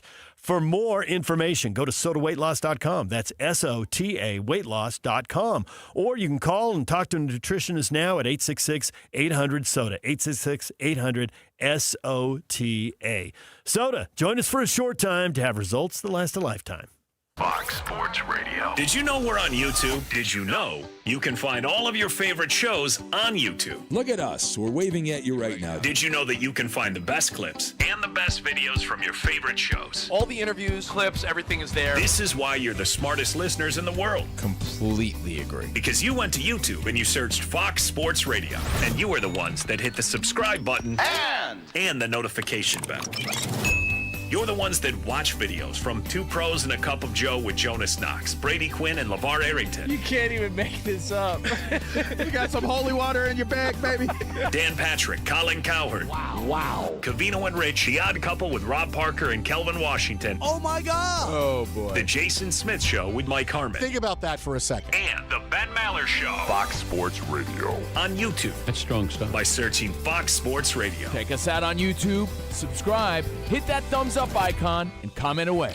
You don't know what you got till it's gone has never been more true than when your water heater goes out and you hop in the shower. Your body first shivers and then you go into survival mode by letting out a shrieklet, which is like a shriek, just smaller, followed by unnecessary running in place and jazz hands. Look, there are really only two kinds of people in this world that need cold showers: pioneers and plungers. So unless your name is Laura Ingalls or Joe Rogan, cold showers aren't for you. At Shamrock Plumbing, we know what to do when your ungrateful water heater stops showing up for work. Give us a call and we'll get you back to those scalding temperatures you've grown accustomed to over the years. Shamrock Plumbing.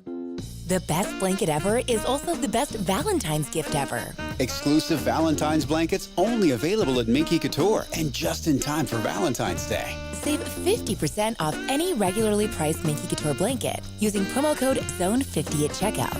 Shop online at MinkyCouture.com or at any of the 6 Minky locations. Save 50% on the best Valentine's gift ever. Use promo code ZONE50 at Minky Couture stores and online at MinkyCouture.com. What goes better with a meal? Bacon. At Heartland Steakco, they take their bacon seriously. From their double smoked hickory to their honey jalapeno, which brings sweet and spicy together for the perfect combination, to their all new bacon flavors like whiskey peppercorn with its smoky richness, to their applewood double smoked bacon that's smoked over real applewood chips, to their all new maple bourbon bacon, which brings out the subtle notes of maple and bourbon for a rich taste. Heartland Steakco has your bacon and USDA Midwestern beef ready to ship and delivered straight to your door. Don't wait. Order today for yourself, a friend, or anyone who loves that true Midwest taste. Ordering is easy at heartlandsteakco.com. And right now, when you spend $199.99 or more, you'll get free shipping plus 2 pounds of bacon with promo code BACON. Go and get your bacon from heartlandsteakco.com. That's heartlandsteakco.com, promo code BACON.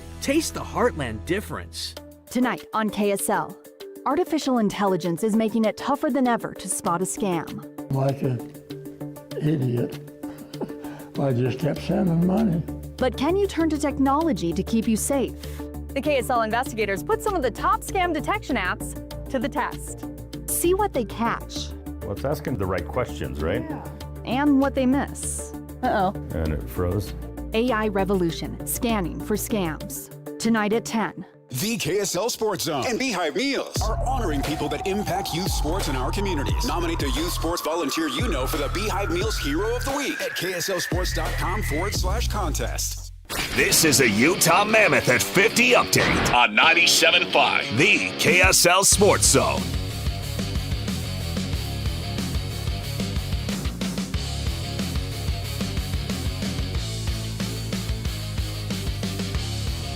The Utah Mammoth have won 2 out of 3 on this road trip. They wrap it up tonight against Carolina, division leader. Andre Torney, the head coach, his thoughts on what Sean Dursey brings to the table. That's what we like about Durs. You know, he has that drive, that passion, that competitiveness. That's good. And you need that at some point when push comes to shove. You need that energy. Puck drops tonight at 5 o'clock at Carolina. Coverage begins at 4 o'clock right here on the Zone.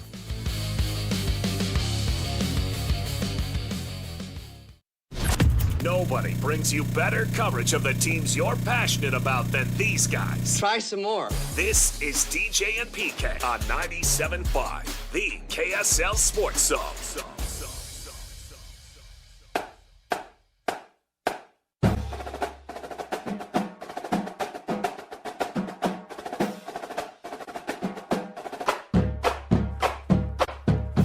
John Watson Northern Utah High School Players of the Week are Maylee Anderson from Syracuse and Easton Hansen from Fremont. Anderson scored 14 points in a win over Farmington and added 13 points in a win over Davis to maintain their spot atop Region 1. Hansen had 18 points and 5 assists in a win at Clearfield and scored 22 points in a 60-59 loss to Roy. See why new and used car buyers give John Watson Chevrolet more 5-star reviews than any other Chevy dealer in Utah. John Watson Chevrolet, your 5-star Chevy dealer. All right, PK, Matt Tate is going to join us next to talk Kansas and BYU. With the Jazz in a rebuild, the Utes in a rebuild, Aggies have a big game Saturday at 11, and then in the afternoon it is BYU and Kansas. Got 2 big games that'll impact teams that either want to get in the tournament or are fighting for seeding once they get there. Number one thing you're curious about with BYU.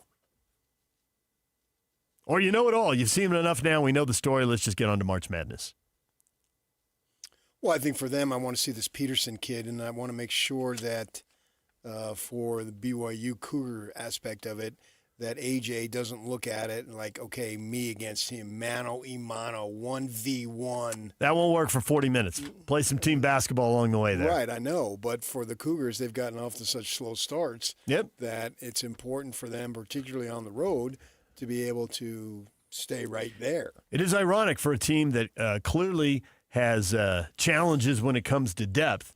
The stretch of the game where you think they would struggle, the start of the game when they have their 3 starters out there who, were really good. There's no questions about the ability of their top 3 starters. Those guys are good.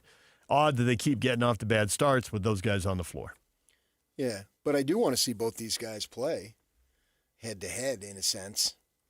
I mean, it's not, obviously it's a team game, but, I haven't been able to see Peterson play in the manner that I've seen AJ, obviously, and he hasn't been available to the level of AJ. AJ's been available every game. He's played in 10 of their 20 games, exactly half. But Self was talking about he thought he was going to play, and that's good. I want to just see them play a complete game, start to finish, rebound, just do what they're capable of, because you can argue that they really haven't that much played as well as they can play. Still feels like there's another gear. I think so.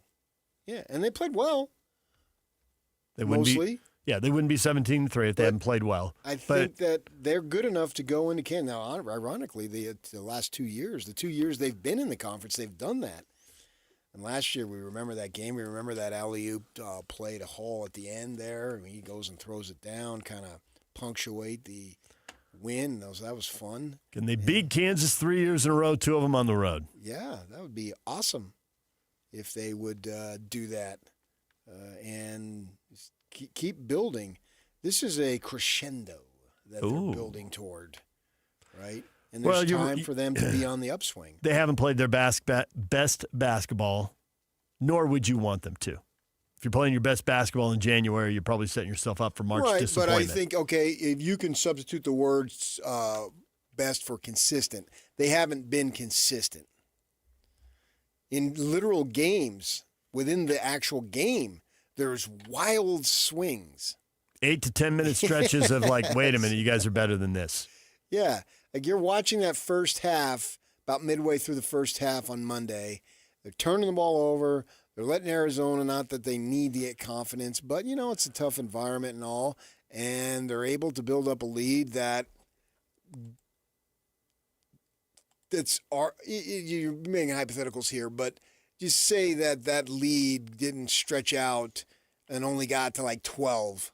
And then when BYU has this frantic comeback, would they have then been able to take the lead? But because it got to 19, they were able to withstand 18 of those points, right? Because it got down to 1. It's all hypothetical, but I get your point. I mean, at 19, while it was happening, I thought, well, this is great. They need to compete, right? And they need to show in front of their fans. They need to show it to themselves. And when they made it close, I thought, well, this will look better to the selection committee. There won't be somebody sitting in a room going, they lost by 18, and, drop them down a peg in the selection committee. But at no point did I really think they were going to get it down to 1 and have the ball and a chance to take the lead. So let me see some more consistency. And with BYU, they will, no matter what seed they should get, they will get knocked down because of the no Sunday thing. And I think that just irritates. Well, why would I going to give them special this job is hard enough, and now we got to go back and make this tweak. So be happy where I put you and shut up. I think that's been kind of their attitude, because I think going back to when Steve Cleveland got them good again, they were underseeded. It seemed like they're always underseeded. There were a lot of 12 seeds that could have been 8 or 9s. Yeah. Some 10s that could have been 7s or 8s. Yeah, I remember those. Right.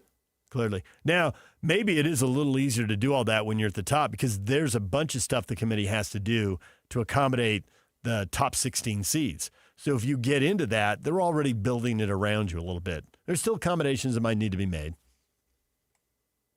It just seems like they're 1 or 2 lower on a consistent basis. All right, DJ and PK, when we come back, Matt Tate covers the Kansas Jayhawks. We'll find out more about them next. Stay with us. Whether you're stuck in the office, I believe you have my stapler, in your car, or at your in-laws. You want a piece of me? You bet I do.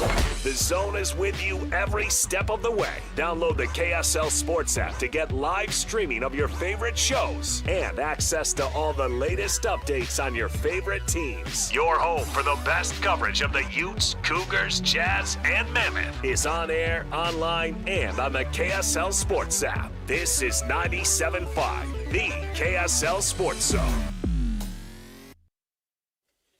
All right, folks, how's your life going in 2026? Well, I hope. You got preparations for big things because we're just barely getting started in this new year, right? Well, think about it. You're in the work world, man. You got some big things planned for you in the immediacy and in the long term. And financially, you have to be planning for that. You have to always be planning for that, right? That's why it's in your best interest to get some help when it comes to that financial planning. Why not get with people who know what they're doing, who literally do this for a living? That's where my folks at Trajan Wealth come in, because Trajan Wealth, they will meet with you, the folks there. They're going to be interested in seeing who you are, what you're about, what your goals are. And then when they hear your story, your complete story, they can formulate along with you as they collaborate with you to decide, hey, let's go this way, let's go that way. Yes, they know what they're talking about when it comes to wealth management and financial retirement planning for sure. Give them a call. Initial consultation is not going to cost you anything, so it's worth your time, worth your effort to meet with them. And that phone number to set up that meeting is 801-210-6800. 801-210-6800 is the phone number. And the places to meet with them, how about in Draper and Farmington? They got you covered both ways. I've met with them in Draper, very convenient. Same thing with Farmington. They'll come up there and meet with you. And you want information literally right now? Check out their website. I have, and you can get it too. Simple to remember, TrajanWealth.com is the website. TrajanWealth.com. Advisory services offered through Trajan Wealth, LLC, an SEC-registered investment advisor, client-paid advertisement. Nate, did you hear that? That's the sound of a great deal. I did, and today we're giving KSL Sports listeners a deal so good, you'll hear it all along the Wasatch Front. That's right, because for today only, Thursday, January 29th, Advanced Window Products is having a one-day sale. If you buy 10 or more of our energy-efficient, custom-made windows, we're giving you a mind-blowing $3,000 off. You heard him correctly. That's $3,000 in savings on windows that are manufactured right here in Salt Lake City, specifically for the Utah climate. Call us at 801-850-9100 today only. Our windows not only lower your energy bills, but they also come with a lifetime warranty, including accidental glass breakage. But you must act today. This incredible offer is only valid for a one-day window. You've got until tonight to lock in your savings. You won't hear this commercial tomorrow. It's go time. Get your custom-made windows installed before the summer heat. Call right now for your free no-pressure quote. The number is 801-850-9100. That's 801-850-9100. Or visit us at advancedwindows.com. Hey guys, Valentine's Day is coming up fast. Skip the scramble this year and score big at Duke's Jewelers in Springville. From sparkling diamonds to everyday gold favorites, Duke's has gifts that guarantee you the win. Whether you're going all out with a forever piece or keeping it sweet and simple, Duke's will help you find the perfect match. Plus, they gift wrap, are local, and make you look like you planned ahead. Make this Valentine's Day unforgettable. Visit Duke's Jewelers at 220 South Main Street in Springville. Duke's Jewelers. Elevate every moment. Hi, I'm Chef Franklin Becker. You know the jingle. Now discover the facts about Ozempic, a GLP-1. There's only one FDA-approved Ozempic made by Novo Nordisk. Learn about the real thing. Talk to your healthcare professional today. Call 1-833-OZEMPIC or visit Ozempic.com to view the medication guide and to learn more about Ozempic. Semaglutide injection 0.5, 1, and 2 milligrams.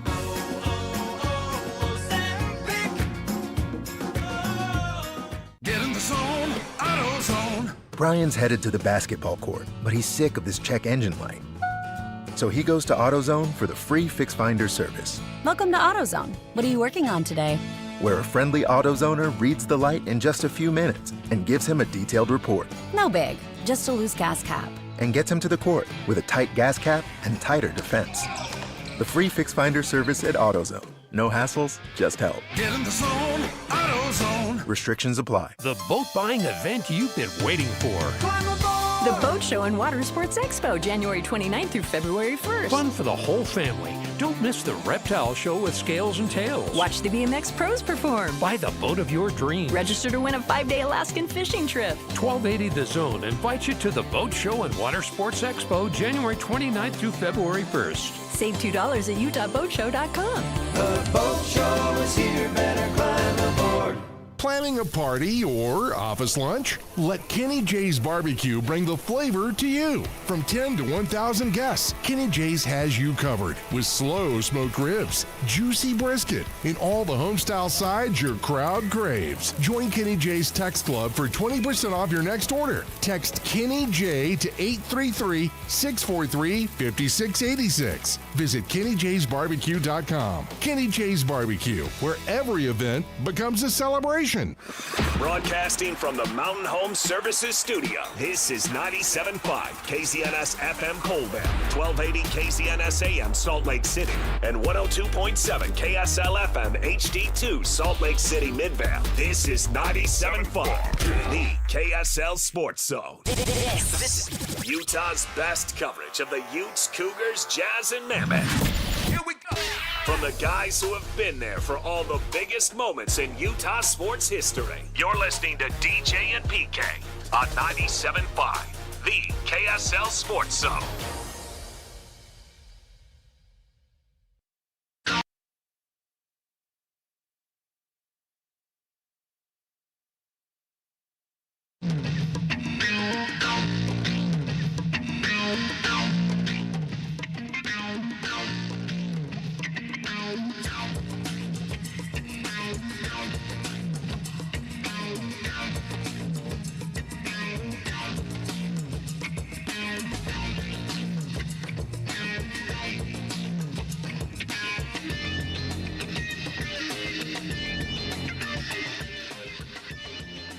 DJ PK, we're joined now by Matt Tate, covering the Kansas Jayhawks for R1S1 Sports. It's BYU at Kansas Saturday afternoon, 2:30 on ESPN. Number 13 and number 14. And there's a decent chance that those are the top two picks in the NBA draft squaring off. Matt, good morning. Good morning. How are you guys? Good. I guess the question is, when I say the top two picks in the draft are going to square off, are they really going to square off? Is Peterson going to play? Because Darren Peterson's played 10 of the 20 games. He's had a couple injuries. What are the odds this Saturday? Yeah, very, very high. He rolled his ankle against Colorado 2 games ago. Finished that game though after he rolled it and looked okay, and then. They played at K-State after that a few days later. I thought he was going to play in that game just because it's a rivalry, just because, that'll be the only chance he gets to play in Manhattan anyway against K-State. So I was a little bit surprised, but I think maybe from the minute it happened in Colorado, the idea was let's make sure he's ready for this one. Number one, KU needs him to have a chance to beat BYU. Number two, they probably knew then that College Game Day was coming, and ESPN needs them to have a chance to have the ratings that they could have with that matchup. And number three, the rest of the college basketball world, those of us who cover it, fans who watch it, everybody else deserves it. So I think it was probably sort of pointed to from the very beginning after he rolled that thing, like, we can sit him one game, let's give him the full rest, let's get him to 100% so he's ready for that one. Well, they've had some success with him, obviously, and they've had some success without him. But what should we be looking for? Because Bill Self said he's not a doctor, but he does expect him to play. He's thinking that he's going to play. So with that in mind, when we turn on that television, what should we be aware of when we watch this young man play? Just as far as his game goes? Yeah. Yeah, I mean, the biggest thing that stands out to me is you hear about a guy who's going to be the number one pick in the draft or number two, whatever it is. And you hear about a guy who can score, and you hear about a guy who, has the all-around game and all the comparisons that he's drawn to past, freshmen, to past high school seniors, whatever. But then you watch him, and he's just about basketball, man. I mean, he doesn't hog the ball. He doesn't hunt shots. He doesn't have to be the focal point. He is a basketball player through and through. And so it's possible that it could surprise you some because he's not afraid to defer. He's not afraid to let his team play ball and run and be a part of that rather than being the whole show. And that's true to who he is. That's true to his character. That's true to his personality. He's really, really good with the ball in his hands, and he's really, really good at scoring. But he's also really, really smart, and he understands the game. And as much as he would love to put up 40, 50 points any night, he's the kind of guy that just wants to win, and whatever that means. Sometimes he knows that means he's got to take shots and force the issue and be aggressive. Sometimes he thinks, let me get my teammates involved. Sometimes he thinks, let me be a decoy and let them cook, and I'll just kind of hang out and draw some attention over here. So I think that, while that's not one thing, I think it's something that people might be a little bit surprised about it, because you kind of do think of a guy with his pedigree and his hype as a guy who you're going to turn on the television and you might see him shoot 30 times. He might, but he doesn't have to do that. And again, that's true to his personality. I've been doing this a long time, 25, 30 years, and covered a lot of one-and-dones and big-time players that came through KU, obviously, and the whole bit. And I don't remember as down-to-earth, humble, just team player, quality young man quite like I've seen this guy, at least not from the one-and-dones. There have been some really good guys that have come from Kansas and spent 3-4 years here and fan favorites and all that stuff. But this guy, man, I've been really impressed. He does not let the hype get to his head. He is not about look at me, look at me, look at me. He's just a ball player. And if he could play basketball 24 hours a day and didn't have to sleep, I think he'd do it. Mm-hmm. How do teams try to defend him? Obviously, he's an awesome talent, or we wouldn't be talking about, getting picked 1, 2, 3 in the draft. Do they try to deal with him man up? Do they zone? What do they do? Seen a little bit of everything. If you've got a guy, and Baylor did, if you've got a guy that you think you can confidently put on him, teams have not been afraid to try to let that guy win that matchup. But there's been a lot of crowding. There's been a lot of, jumping ball screens and doubling him off of that. Just as much as anything, just trying to make him give the ball up, right? And so he's comfortable with all of it. I don't see him get rattled really ever. And again, to your point, we've only seen him play 10 games. So, and even in some of those 10, he only played a half or just over a half, so it's not a huge sample size that we've seen, but I think we've seen enough to know that whatever teams try against him, he's willing to sort of dissect it and make the basketball play, right? He doesn't panic. He doesn't force things. He doesn't get out of character. He just, if they're going to jump him on a ball screen and send two to him and crowd him and try to push him up the floor, well, he's going to look over the defense and realize that means somebody else is open and get the ball to where it needs to go quickly so they can get a bucket. So, doesn't mean it always works. Doesn't mean he's perfect or flawless or anything like that. I mean, he's got turnovers. He's forced shots. He's done, things that all basketball players do. But I haven't seen just one approach to trying to defend him. If there is one, though, that I think you see most often, I do think it's that idea of crowding him, and trying to make him give it up. Well, he's a sensational freshman. They got another freshman, a couple other freshmen, I should say, who play, a couple sophomores. The thing that I like is a couple of senior guards in White and Counts. I believe they're both seniors. Right. Looking at them, having been through it and all that stuff, you talk about getting old. They provide that experience. I have to think that they're providing the steadiness that the team needs. Could you speak to that?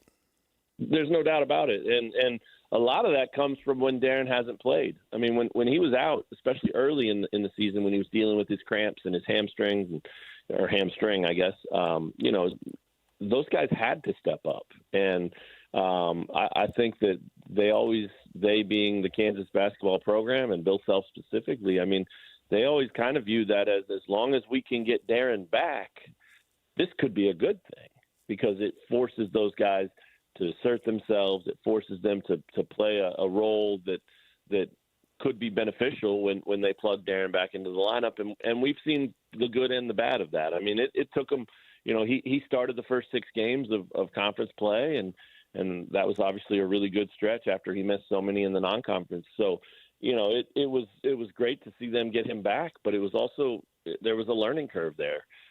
They've looked really good with him, and then early on, there were times where they looked like they didn't know how to play with him. And I think that's natural. I think that's, any team would probably fall into that when you're adding a guy, especially a guy that talented.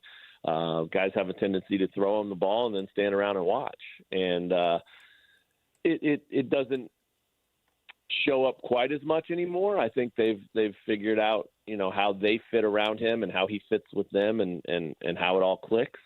They've still got work to do in that area, though. But Trey White and Melvin Council have been a huge part of that with and without him. Each of those guys has carried this team on a given night to victory, and each of those guys has done it with Darren on the bench and with him in the lineup. And so there's a lot of trust between those two and the rest of the team. There's a lot of trust between Darren and those guys. None of them look at it like, oh my gosh, I'm playing with this superstar. Don't get me wrong. They think Darren's as talented a player as they've ever played with. There's no doubt. But, he's just one of them. He's one of their teammates. And so, again, that's a credit to Darren and his maturity. And again, he's fine. If Melvin Council is going to go score 36 points and help you beat North Carolina State, making 9 3-pointers, Darren didn't walk away from that game frustrated. He scored 17. He did his part, but that was Melvin Council's night. It was a big win for KU, and Darren was as happy for him as anybody. So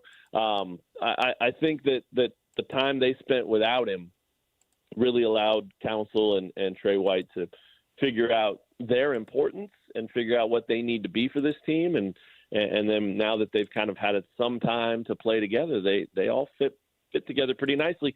And they should, right? I mean, Bill Self, when he knew he had Darren coming in, a big part of his portal searching was, I want to find guys who fit around what Darren brings. I want to find guys who play the style we need and can do what they need to do offensively to fit with them, but also defensively. And so it makes sense. I mean, Bill Self's a Hall of Famer, and that's what he sought out to do when he built this team. So for a long time, they didn't have the luxury of even knowing if that worked because Darren wasn't in the lineup. But as we've seen him in the lineup now, it does look like it worked. And this team's far from perfect, but they are hot right now. And you can definitely see that when they're whole and when everybody's understanding their role and playing well together, they're as tough out as anybody.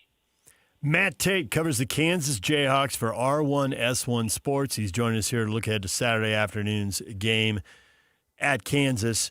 And I'm curious because BYU has beaten Kansas the last couple of years. There is a time, not that long ago, when there'd be some seniors saying, we owe them. They beat us last years. But in this era, there's 2 freshmen playing big roles who obviously don't have any history. You got Council's on his 3rd team in 3 years. White's on his 4th team in 4 years. Is all that stuff just for the fans, and can they wind the team up, or it just doesn't matter? Yeah, it's funny you say that because the K-State game last weekend in Manhattan was it's KU K-State. It's an in-state rivalry. It's big. K-State had beaten KU over there 3 in a row and with inferior teams. And that's part of the beauty of college basketball, right? Those fans get up for that. Those players get up for that. And K-State's had some success recently, but KU got them the other day. And in the post game, Coach Self talked about how, look, I get it. We try to preach to these guys that this rivalry matters, but it's really hard for it to matter to them when they haven't ever experienced it before. They're not from Kansas. They may never play in it again. The seniors certainly won't, right? And so, obviously they preach it and they want their players to understand it, but it's different when what you just said, 3-4 year seniors and juniors that have gone through it and been on that ride over their careers. But Self pointed out, to heck with the players. I'm the one that's got to live here. It matters to me. And so I made sure to tell them that if it matters to me, it damn sure better matter to you. And so that's sort of the new era way of doing that, right? It's not a personal thing to the players anymore because they don't have experience in it, but they can make it personal because it's personal to their coach. And obviously you want to make your coach happy whenever you can, right? So I thought that was really clever, and I don't think it was a gimmick or a shtick by any means. I think that's very much how Self views it and how he feels about it. And so this will be the same sort of thing. It's not the same kind of rivalry as an in-state rivalry that you've been playing for 100 years or anything like that. But Self remembers going out there last year and getting rocked. That game was ridiculous, right? 91-57 or something. it was not a good stretch. Not a lot of these guys were on that team. A couple were, but Bill was, and it was embarrassing for him. And so he's going to preach that, I'm sure, and has throughout the week. They've been off all week. So I'm sure he's reminded them that, like, you know, we're Kansas. We don't get beat like that. And so this is personal to me. So let's find a way to get them back. And whether it works or not, you know, maybe it works sometimes, maybe it doesn't other times. Maybe it works every time. I don't know. But it's definitely the new way of doing it. And I was looking at BYU's roster before you called. I don't think there's very, very many guys on that team that were there last year either, right? I mean, maybe a couple, but it goes both ways, doesn't it? Yeah, what do you got? Saunders and Keita? Right, yeah. Right. Yep. And obviously Saunders was a big part of it. I mean, he had a great game, and you know, they have a ton of respect for what he can do and how talented he is. So, you know, he'll be the focal point in that regard, but obviously no one's going to be more of a spark and a spotlight on him than AJ. Well, Matt, we're looking forward to the game. Thanks for coming on and giving us a little bit of a preview here and getting us ready for it. We appreciate it. Yeah, sounds good. It should be a lot of fun. My number one thing for this game is I want them both healthy. I think they are. And I want the officials to not call a single foul on either guy, because let's let them play as many minutes as they both can. I hate that. This is what we need to see. We don't need either guy going to the bench with 2 fouls, 14 minutes mark of the first half. You know, like, I hate that. Let's just 100%. swallow the whistles. The ESPN would love it. We would love it. The players would love it. You know, it has to happen. So hopefully those guys can get a good whistle and put on a heck of a show, because they've done it. As you guys know, I mean, their matchups in high school were electric, and they're both capable of going for 40+. And I'm in, man. I think Allen Fieldhouse would be full if it was a one-on-one game, and it was, you know, Kansas against BYU, but it was just the two playing full court one-on-one. I think they would still love it. So it should be a lot of fun. I'm looking forward to it, and it's a shame they don't play twice this year. That's for sure. Yep. Thanks, Matt. All right, guys. Thank you. Take care. Kansas, BYU, 2:30 Saturday afternoon on ESPN, with a bazillion NBA scouts in attendance again, no doubt. That's a lot. It is a lot. That's why it'd be full even if they played one-on-one full court. Well, they could play again in the conference tournament. They could. They could get a second matchup. But it's a new era. These 16 and 18-team leagues. A lot of the home and home's going away. Not all of it, but a lot of it. All right, DJ and PK, when we come back, everything you missed in this show, a little bit of hockey, a little bit of Utah Jazz, and Tom Brady weighing in on Bill Belichick. It's all coming up. Stay with us. And now, a look at traffic from the KSL Traffic Center. Still continuing to see the two major issues in both northbound and southbound I-15 because of the two accidents that blocked multiple lanes of traffic. Southbound accident is at the point of the mountain. Northbound crashes at the south interchange. Visibility also remains limited in downtown Salt Lake City all the way up through Davis and Weber counties at this moment. This update is brought to you by GoPave Utah. Whether you park it, strap it, or pave it, GoPave Utah is your blacktop covered at GoPaveUtah.com. That's GoPaveUtah.com. Call them today or once again visit them at GoPaveUtah.com. With your KSL traffic update, I'm Jake Hatch right here on 97.5, the KSL Sports Zone.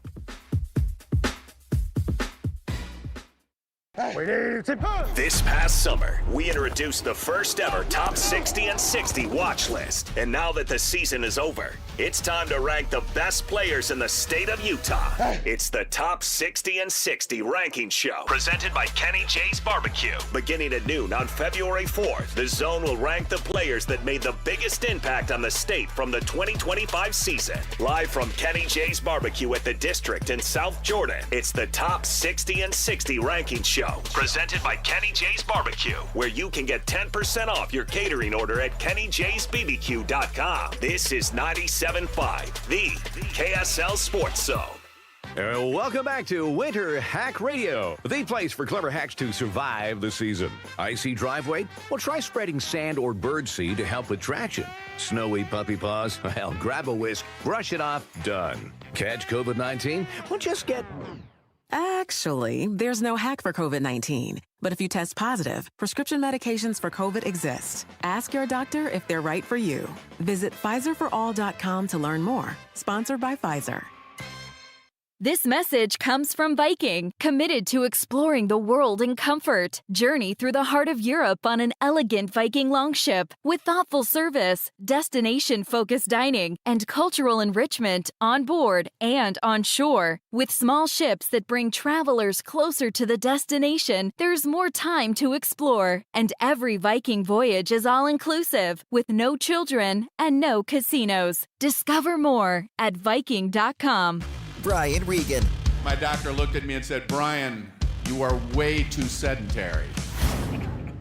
So I vowed in that moment to get a dictionary. Brian Regan live on stage. But I haven't gotten around to it, just been laying around the house. There's a lying around the house. Saturday, February 14th at Delta Center. Tickets on sale now at SeatGeek.com. Don't miss Brian Regan. The best blanket ever is also the best Valentine's gift ever. Exclusive Valentine's blankets only available at Minky Couture and just in time for Valentine's Day. Save 50% off any regularly priced Minky Couture blanket using promo code ZONE50 at checkout. Shop online at minkycouture.com or at any of the 6 Minky locations. Save 50% on the best Valentine's gift ever. Use promo code ZONE50 at Minky Couture stores and online at minkycouture.com. Dev Simplify are your software pros. Whether it's websites, mobile apps, or complex custom systems, Dev Simplify is here to make it work and make it easy on you. Need help building software or ongoing management? You've got both. DevSimplify.com designs, develops, and manages the process so your deadline stops slipping and your team stops guessing. Maybe you're stuck in the middle. AI can start a project. Freelancers can build pieces of it, but without real project management, teams get stranded halfway through. DevSimplify.com brings the roadmap, the pit crew, and the finish line. When a software project slows down, breaks down, or stalls out entirely, DevSimplify, the software pros, can turn that chaos into beautiful completion. DevSimplify.com. From the start, or in the middle, to finish and beyond. Ready to move? At DevSimplify.com, you can always schedule a quick and free project assessment. But right now, you can get a complimentary discovery session with 5 hours free. DevSimplify.com, your software pros. Hi, David James here for Soda Weight Loss. Well, the doctor told me I have to lose 20 to 25 pounds. My knee's swelling up. He says, well, you lose 20 to 25 pounds, it'll be 80 to 100 pounds of force on your knee reduced. Your knee's going to feel better. So I'm joining the I'm Done With Excuses program. January's crowded with I'll start tomorrow. Soda's packed with people who finally say no, really, today. Because once the weight comes off and the energy comes back, excuses don't stand a chance. They've got real food, real coaches, real results, real fast. They've got a nutritionist, personalized to you, who will work with you and make a difference. And even better, if you join now, your partner joins for free. You can get 2 transformations for the price of 1. All you have to do is go to the website, sodaweightloss.com. That's sodaweightloss.com, or call 866-800-SODA, 866-800-SOTA, and you can speak with a nutritionist. Soda Weight Loss is, say it with me, state of the art. Nate, did you hear that? That's the sound of a great deal. I did, and today we're giving KSL Sports listeners a deal so good, you'll hear it all along the Wasatch Front. That's right, because for today only, Thursday, January 29th, Advanced Window Products is having a one-day sale. If you buy 10 or more of our energy-efficient, custom-made windows, we're giving you a mind-blowing $3,000 off. You heard him correctly. That's $3,000 in savings on windows that are manufactured right here in Salt Lake City, specifically for the Utah climate. Call us at 801-850-9100 today only. Our windows not only lower your energy bills, but they also come with a lifetime warranty, including accidental glass breakage. But you must act today. This incredible offer is only valid for a one-day window. You've got until tonight to lock in your savings. You won't hear this commercial tomorrow. It's go time. Get your custom-made windows installed before the summer heat. Call right now for your free no-pressure quote. The number is 801-850-9100. That's 801-850-9100. Or visit us at advancedwindows.com. This is a Utah Jazz at 30 update on 97.5, the KSL Sports Zone.